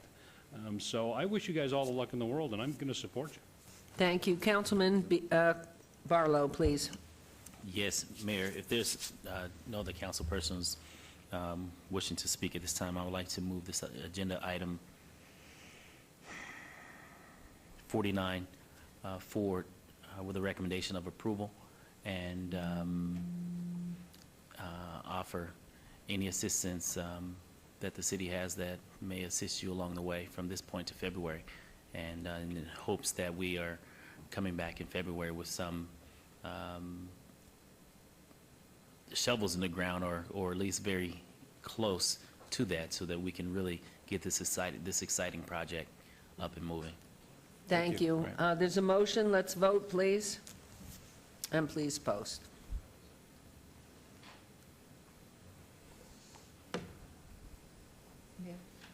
Yes, go ahead, I just wanted to Councilwoman. say, I know we appear as if we're pushing, but it's just because we're so excited about it. You know that. Us too. Thank you. Thank you. Thank you very much. Thank you. We will now move on to item number 50. Whoops, I'm on a different page. Report for possible action regarding the activity and progress of the employment plan policy designed for the City of Las Vegas economic development projects and for Las Vegas redevelopment agency projects. This is in reference to all wards. Mr. Arndt, please. Thank you, Mayor, members of council. Bill Arndt, Economic and Urban Development. This item is an annual update to report on all of our active projects, both from an economic development perspective, receiving any city financial assistance, as well as projects receiving assistance from the redevelopment agency. We have an employment plan policy, and the intent of the policy is to be specific about local hiring incentives and the implementation of mandatory reporting. And in that respect, we do have 5 projects that are reporting today. There are 5 projects which received either financial assistance or a transaction with the City of Las Vegas. Those 3 projects are Barrister Global Network Services, Inc. Barrister is the business that is doing business at our Development Services Center and is a third-party IT services company. The second project is the Las Vegas Shakespeare Company. The third project is Large Properties, Inc. We also have 2 projects that are reporting for assistance from or transactions with the redevelopment agency. Those 2 projects are Las Vegas ICE LLC, also known as the Federal Justice Tower, as well as Take-Two Interactive Software, Inc. For speaking first to the projects with the City of Las Vegas, there are, again, 3 projects reporting. The first, Barrister, reported their goals for minority participation as well as women participation in their permanent hiring. And I'm glad to report that they reported a minority hire of 50% and women hire of 35%, both exceeding the goals that we've established by policy. Las Vegas Shakespeare Company also reporting minority hires for the part-time hires of 38% and for women of 54%. The final project for city reporting, or in other words, economic development project, is Dollar General.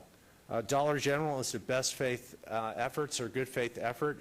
And the reason for that, and I'm glad to report, is that the Dollar General store, which is just finished in Enterprise Park, was actually a market rate transaction, meaning that the City of Las Vegas did not offer any financial incentive.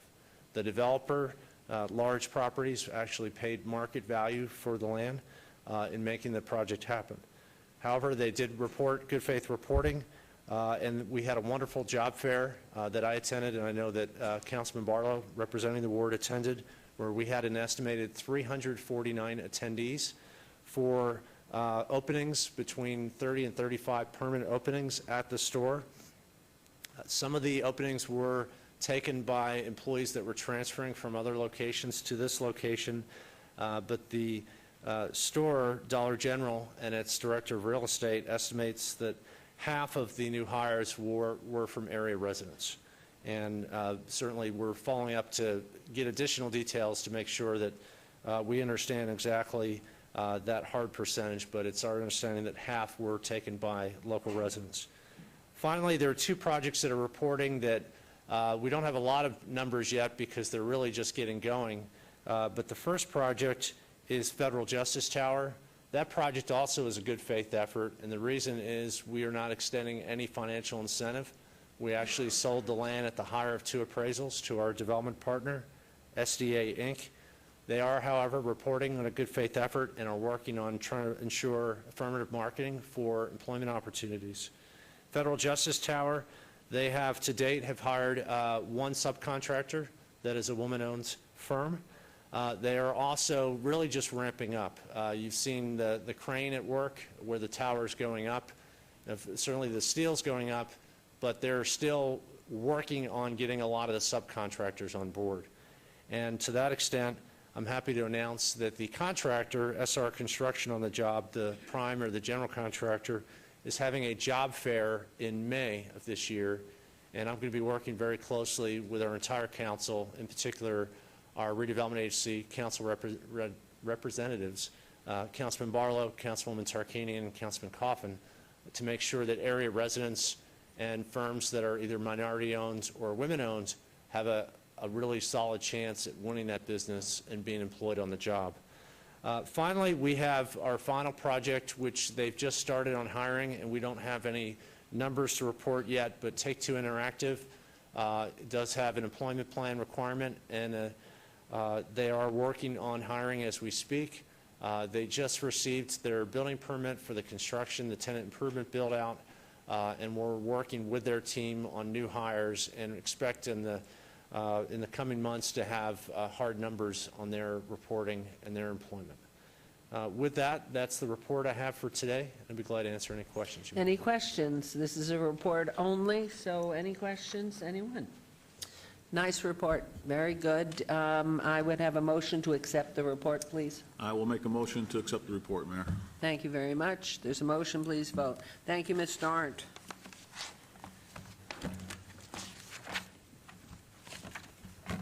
And please post. I don't know if I asked, but there it is. Miracles. Okay, we'll move on to item number 51. Discussion for possible action regarding a review of conditions for beer wine cooler off-sale license. Izzat Hussein, Shakir, DBA, One Stop Shop, 1420 West Bonanza Road. This is in Councilman Barlow's Ward 5. And Ms. Duddleston. Thank you, Your Honor. Karen Duddleston, Business Licensing Manager. This applicant is requesting a review of the conditions that were placed on his business license. It was issued on December 19th of 2012, and it restricted the individual containers of any size beer, wine coolers, or screw caps were prohibited on the license.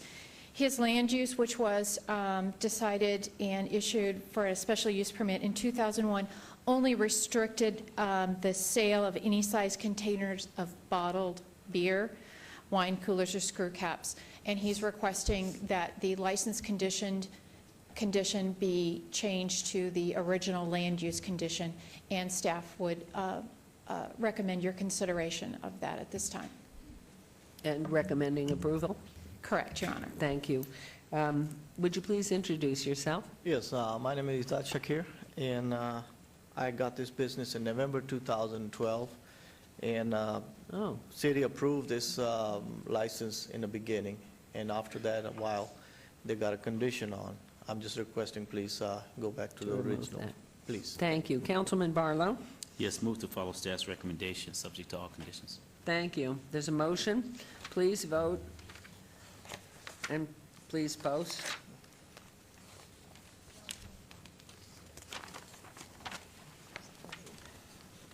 Thank you. That's it?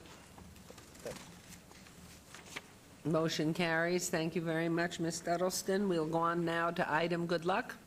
Item number 52, discussion for possible action regarding appeal of a work card denial for Kenneth Nigel Prescott Jr., DB at Hash House A Go-Go, 1 South Main Street. This is also in Ward 5. Councilman Barlow. Is the appellant present? I see so. Yes, I'm present. Thank you. Ms. Duddleston, please. Thank you, Your Honor. As you stated, Mr. Prescott has applied to be a server at Hash House A Go-Go. His employer has given us the requested affidavit of support. We would recommend a one-year work card with an administrative review, site-specific to Hash House A Go-Go at this time. Thank you very much. Any questions, comments, anything? Councilman Barlow. Yes, move to follow staff's recommendation, subject to all conditions. Thank you. There's a motion. Please vote. And please post. Yeah. Good luck to you. We'll see you at Hash House A Go-Go. Huge portions. Delicious food. Okay, we will move on to item number 53. This is boards and commissions. For possible action, Park and Recreation Advisory Commission, Lisa B. Sherman, term expires the 1st of April 2013, and Malcolm D. White, term expires April 4th, 2013. Is there a motion? Did these individuals indicate a willingness to serve again? Yes, Mayor. Both Lisa Sherman and Mr. White are eligible, and they both wish to be reappointed. They both wish to be reappointed. Yes. Any questions, comments, anything from council? Mayor Pro Tem? Thank you, Mayor. I'll make a motion to appoint Lisa Sherman and Malcolm White to the Park and Recreation Advisory Commission. Thank you. There's a motion to reappoint on both names. Would you please vote? And please post.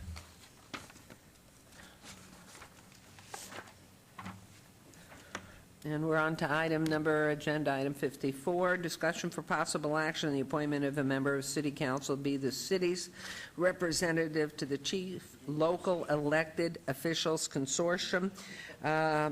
My motion is to appoint Councilman Beers to fill this seat. I am standing by and ready to consort, ma'am. Any comments here? Now I'm looking at you with your district that we heard about early this morning. Goodness. Okay, there's a motion. Please vote. Oh, he is too funny. And please post. Well, consort away, Councilman Beers. Your Honor? Yes, please, Councilman Coffin. May I speak on the previous motion? Yes. I enjoyed serving for a year and a half on the local elected officials board, the LEO board, and also the Workforce Connections Board, which comes with the job. And it's a turnaround situation that has turned the corner, that it was difficult. It couldn't have gotten any worse. And about 8 or 9 months ago, things began to get better. So administratively, they finally passed an audit without significant deficiencies, material problems of any kind, Bob. And so I hope I'm leaving with, you know, a clean slate there, and you'll be able to keep it moving forward. But it was touch and go for quite a while. It's well worth it. The jobs aspect of this is everything. Do you have a comeback to that comment? Actually, I was appointed to the Governor's Workforce Investment Board, the bigger board, a month ago, and agree it is in pretty good shape compared to how it's been, and thank Councilman Coffin for his work, leaving me something good to work with. Wonderful. Well, thank you both. Thank you for your comments, Councilman Coffin, and your service therein, or thereon, I should say, and duties can sort away. So we are on to item number 55, recommending committee bill eligible for adoption at this meeting. Bill number 2013-6. Councilman Barlow, do you wish to have the bill read? Yes, Mayor, thank you. Thank you, Councilman. Thank you, Your Honor. With your permission, once again, Justin Williams is with us from UNLV, and he would like to read the bill. Thank you very much. Please continue. Thank you. Bill number 2013-6, an ordinance to revise the definition of traffic signal system improvements for purposes of LVMC Chapter 4.32 relating to the city's traffic signal impact fee program and to provide for other related matters. Thank you. Any comments, questions from council? Okay, Councilman Barlow? Move for approval. Thank you. There's a motion. Please vote. And please post.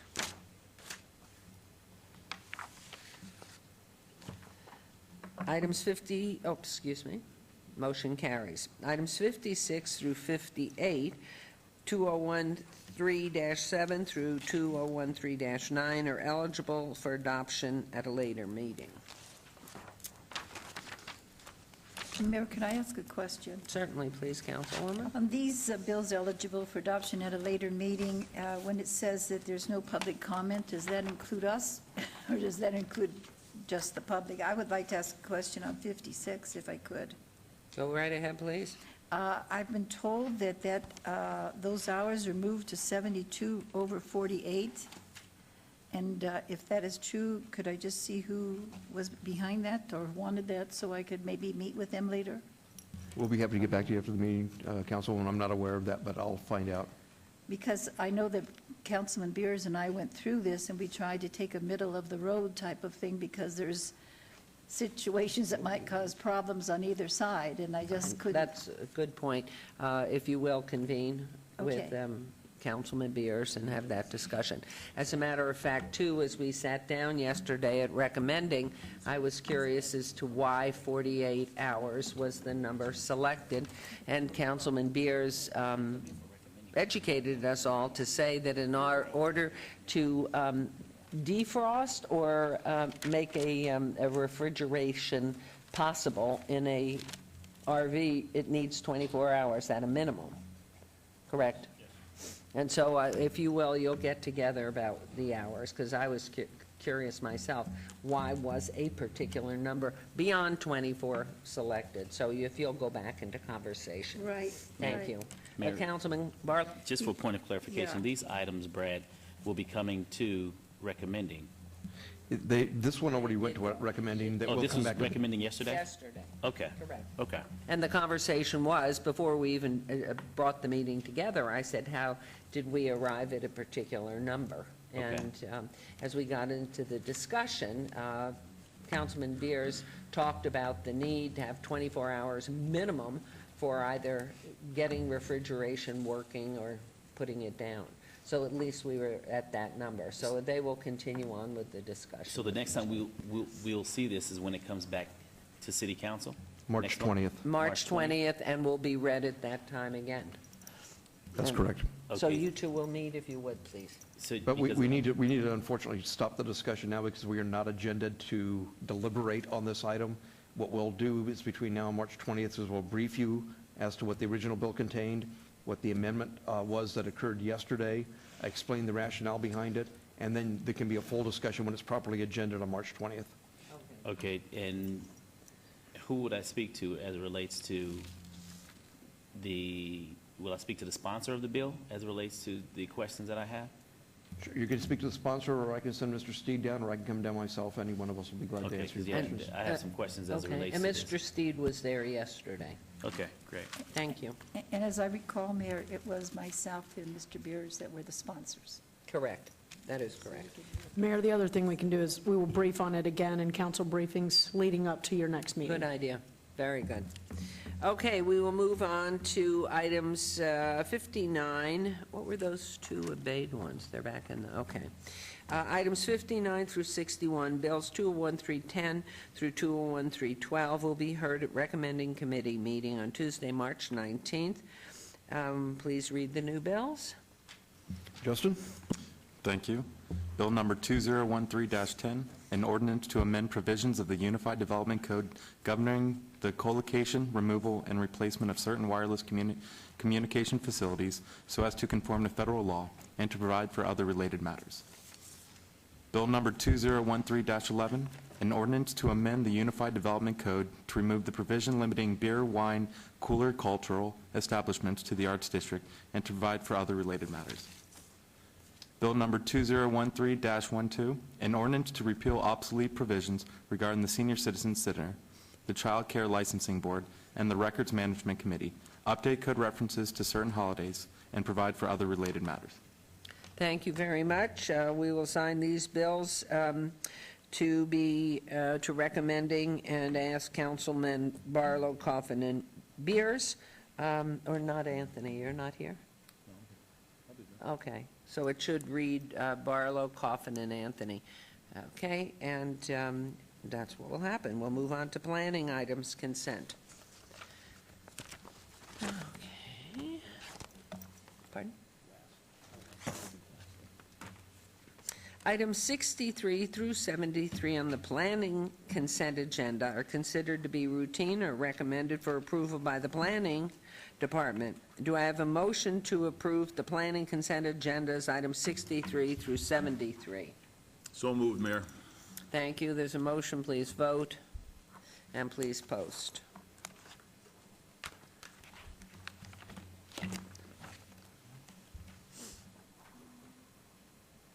Thank you. Those carry.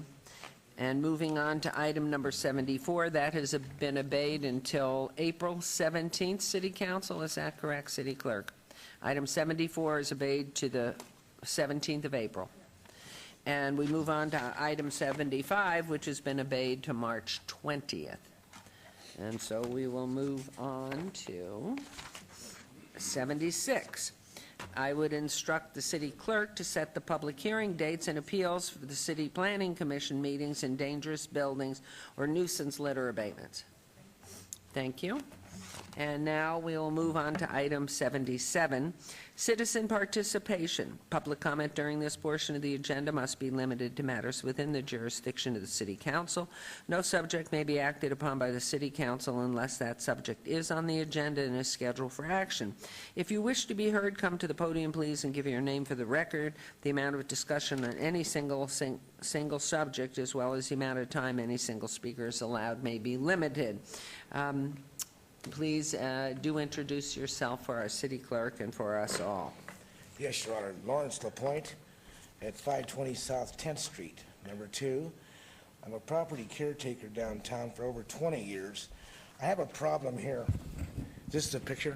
That's right. That's where you speak into. Okay. Well, and if you have a show picture, we can give you some help there. Well, I have a few pictures here. This is Senior Care Health Network.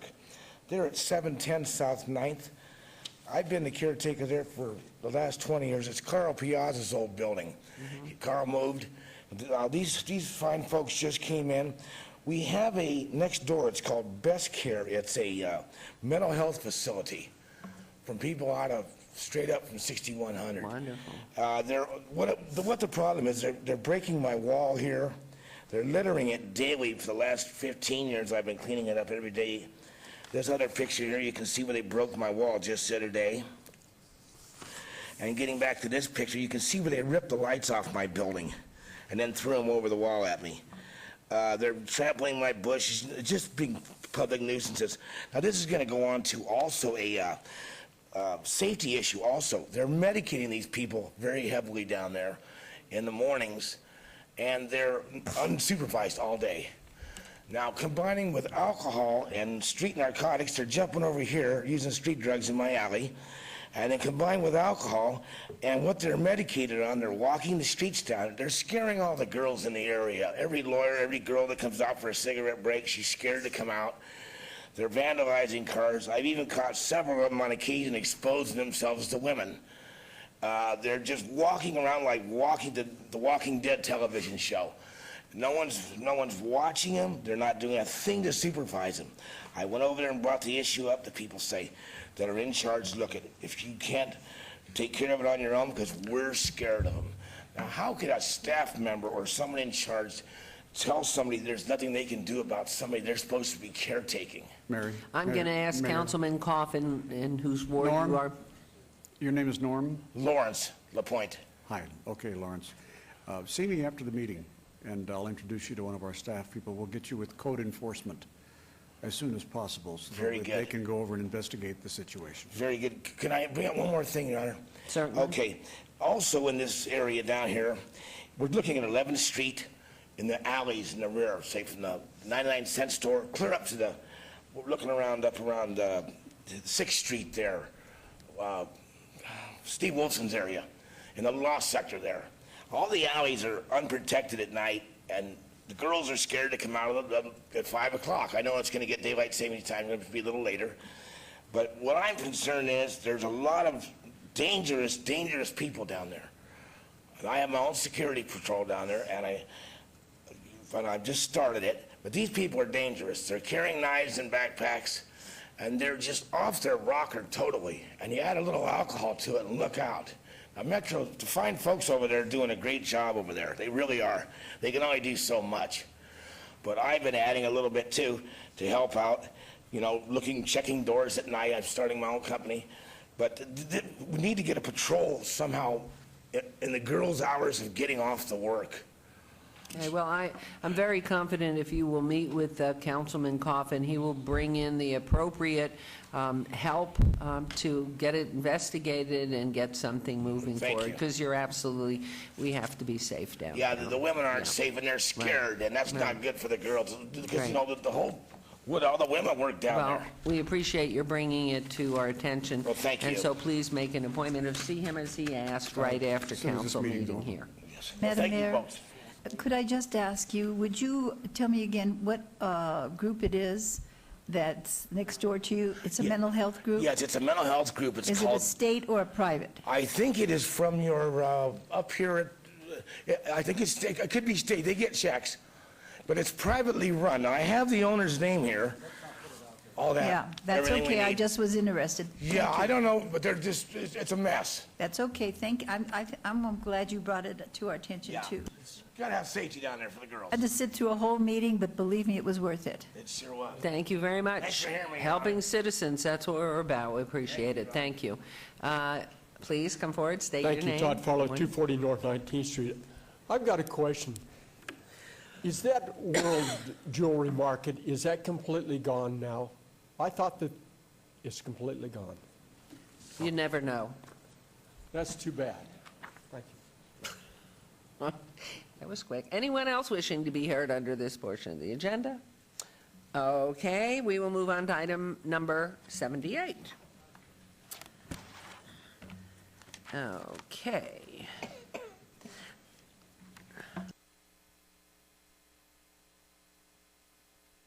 First. 78, which is council member recognition, comments, here's some water. Okay. By the individual city council members during this portion of the agenda will not be acted upon by the city council unless that subject is on the agenda and scheduled for action. Is there any member of the council who wishes to speak under this portion of the agenda? We will start on the right this time, Councilman Beers. Well, Mayor, it seemed to me this weekend last that spring was in the air. So toward that end, it's time to remind everyone a couple of things. First of all, Tour de Summerlin for the hardcore bicycle riders is coming up. The sign-up period is approaching quickly. The event is a little bit more than a month away. That's the 100-miler that runs around and I believe is going to be raising money for candle lighters, if memory serves. Excellent. This year. Also, if you prefer to run rather than bike, there's a half marathon coming up on April 13th. That'll be a 13.1-mile course winding through all the villages up in the west edge of the city of Las Vegas. Then, not this Saturday, but the following Saturday, if you want to see some hot stars, a little different than the usual hot stars we see in Vegas. There's going to be a really cool astronomy star party up at the Spring Mountain Ranch State Park. They look cold up there, but they're really quite hot, they tell me. Telescopes and all that kind of stuff. That'll be fun. Call the office for details on that. And then finally, we're going to be cutting the ribbon for the Goodwill Donation Center right between Sig Rogich Middle School and Palo Verde High School at the City Recreation Center up there. We'll be cutting that ribbon this coming Monday at 9 o'clock. If anybody wants to come up there and take one half the scissors, we can probably work a deal. Way to go. That's it. Okay, Councilman Ross, we save the best to last, so we're on to, not that you're not the best, Councilman Beers and Mayor Pro Tem, let's keep going. Thank you, Mayor. You're not on.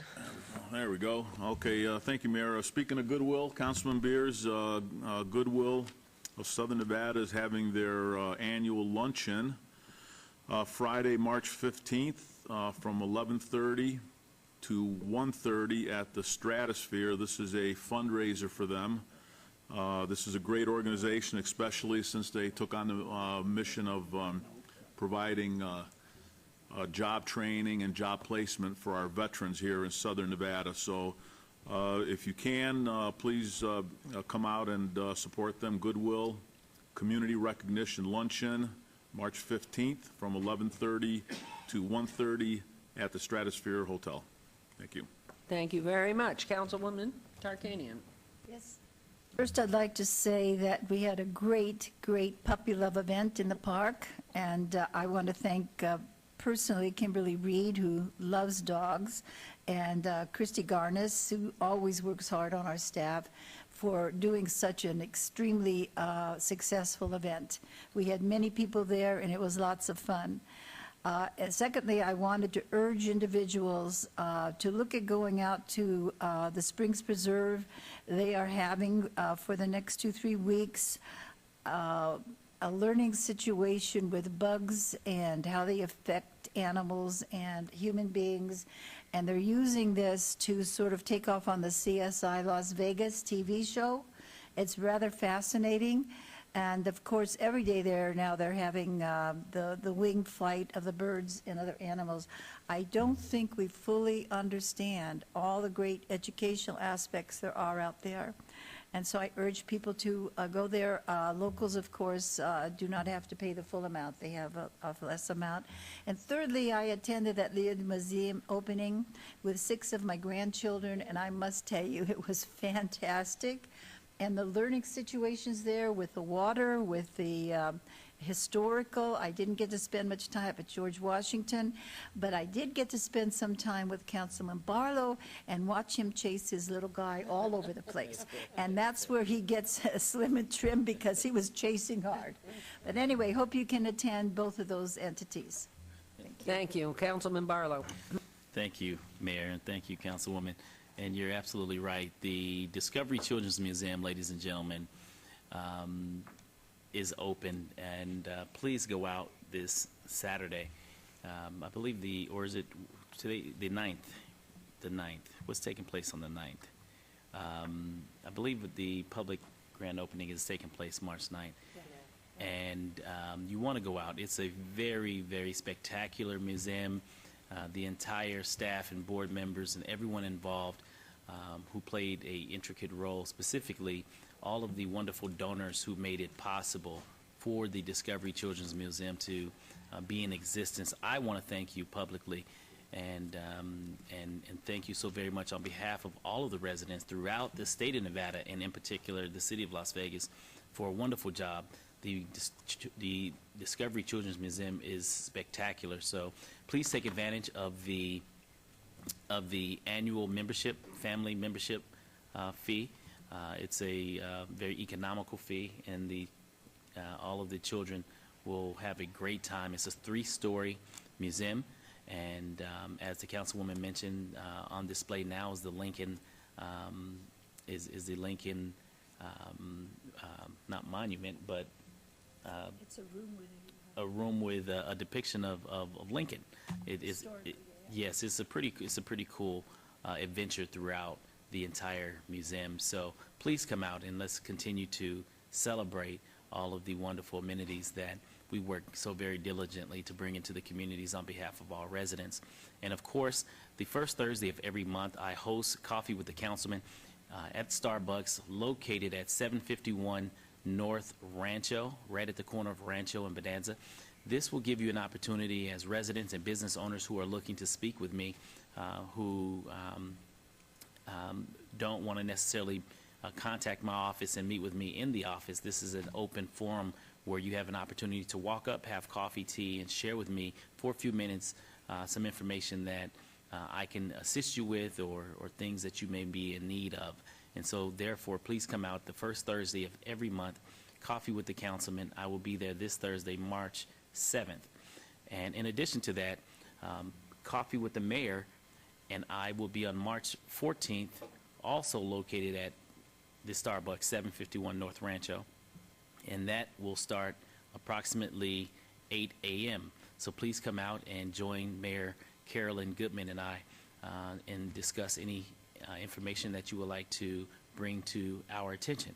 So please take advantage of this open forum, and this is what I truly consider open government, Mayor, where we have an opportunity to really touch the residents that find it difficult to get to you and I, and so having an opportunity to be in a public space and share and have a share and dialogue with the residents of our great city, I think it's a pleasure and an honor and a duty to do so. And so I'm looking forward to March 7th as well as March 14th with the mayor. Thank you. Thank you, Councilman Barlow. I, too, am looking forward to that. The last time I was in your ward, I just love to hear from everyone. They have so many good suggestions, and some have issues with which we're all dealing, and so it's wonderful to work and try and help and direct people to different people in the city who might be able to help. And you're doing a wonderful job there, as you have been forever, so we're very proud of Ward 5. Opening tonight, I believe, at, I want to say 6 o'clock, is the opening of the Fremont Country Club at 601 East Fremont. And I'm not sure if it's open to the public, but the doors are on the street, so to me, that says it's open to the public. And I know they're very excited. That is the old Metro fingerprinting building, and so it'll be exciting. This weekend, of course, we've got NASCAR coming, and it looks to be really exciting and better than last year in attendance, and we are trying to recap the years 3-4 years ago when we had the most enormous attendance, but I'm sure it's going to be great. And Las Vegas Motor Speedway on Sunday, when we will be crowning this year's winners. Again, too, to confirm and agree with Councilman Barlow and everyone else, all of our council was at the opening or pre-opening of the Discovery Museum. It is such a family-friendly venue, and really where it's located in the Symphony Park, it's just so inviting, in the arts and the culture and the science and the ingenuity and the creativity. Fabulous place for everyone to go, and hopefully you will make it on March 9th at 10 a.m. March 9th, 10 a.m. is the opening. And then just as a final comment for me before I turn this over to Councilman Ross, our next City Hall City Council meeting will be held Wednesday, March 20th, right here in our chambers, beginning at 9 a.m. So please do come. And then I will take it back from you, Councilman Ross, because we have closed session ahead of us. Thank you, Mayor. And yes, NASCAR's coming. Exciting weekend for race fans. I will start with the fun stuff first out in Ward 6, and then the more serious stuff. I would invite everyone to come out and attend the Fast and the Furriest Dog Walk and Health Fair being held at Floydland Park at Tule Springs. There is an ad for it right there. It is a 1-mile fun walk. There'll be doggy contests, including the smallest, largest. We'll have some health fair issues out there for your pets, so come on out. It is a free event. Again, this Saturday, March 9th, 10 to noon. Floydland Park at Tule Springs, the Fast and the Furriest Dog Walk and Health Fair. Now, on a more serious item, Mayor and council members, in our continued partnership with Nevada Child Seekers, I wish to bring the council and the city's attention to a young lady who has been missing. Her name is Alexis Dill.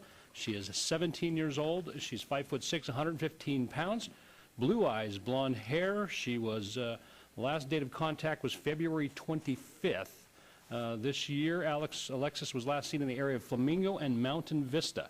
Alexis was last seen wearing a black T-shirt, blue jeans, gray wedge boots, and a gray jacket.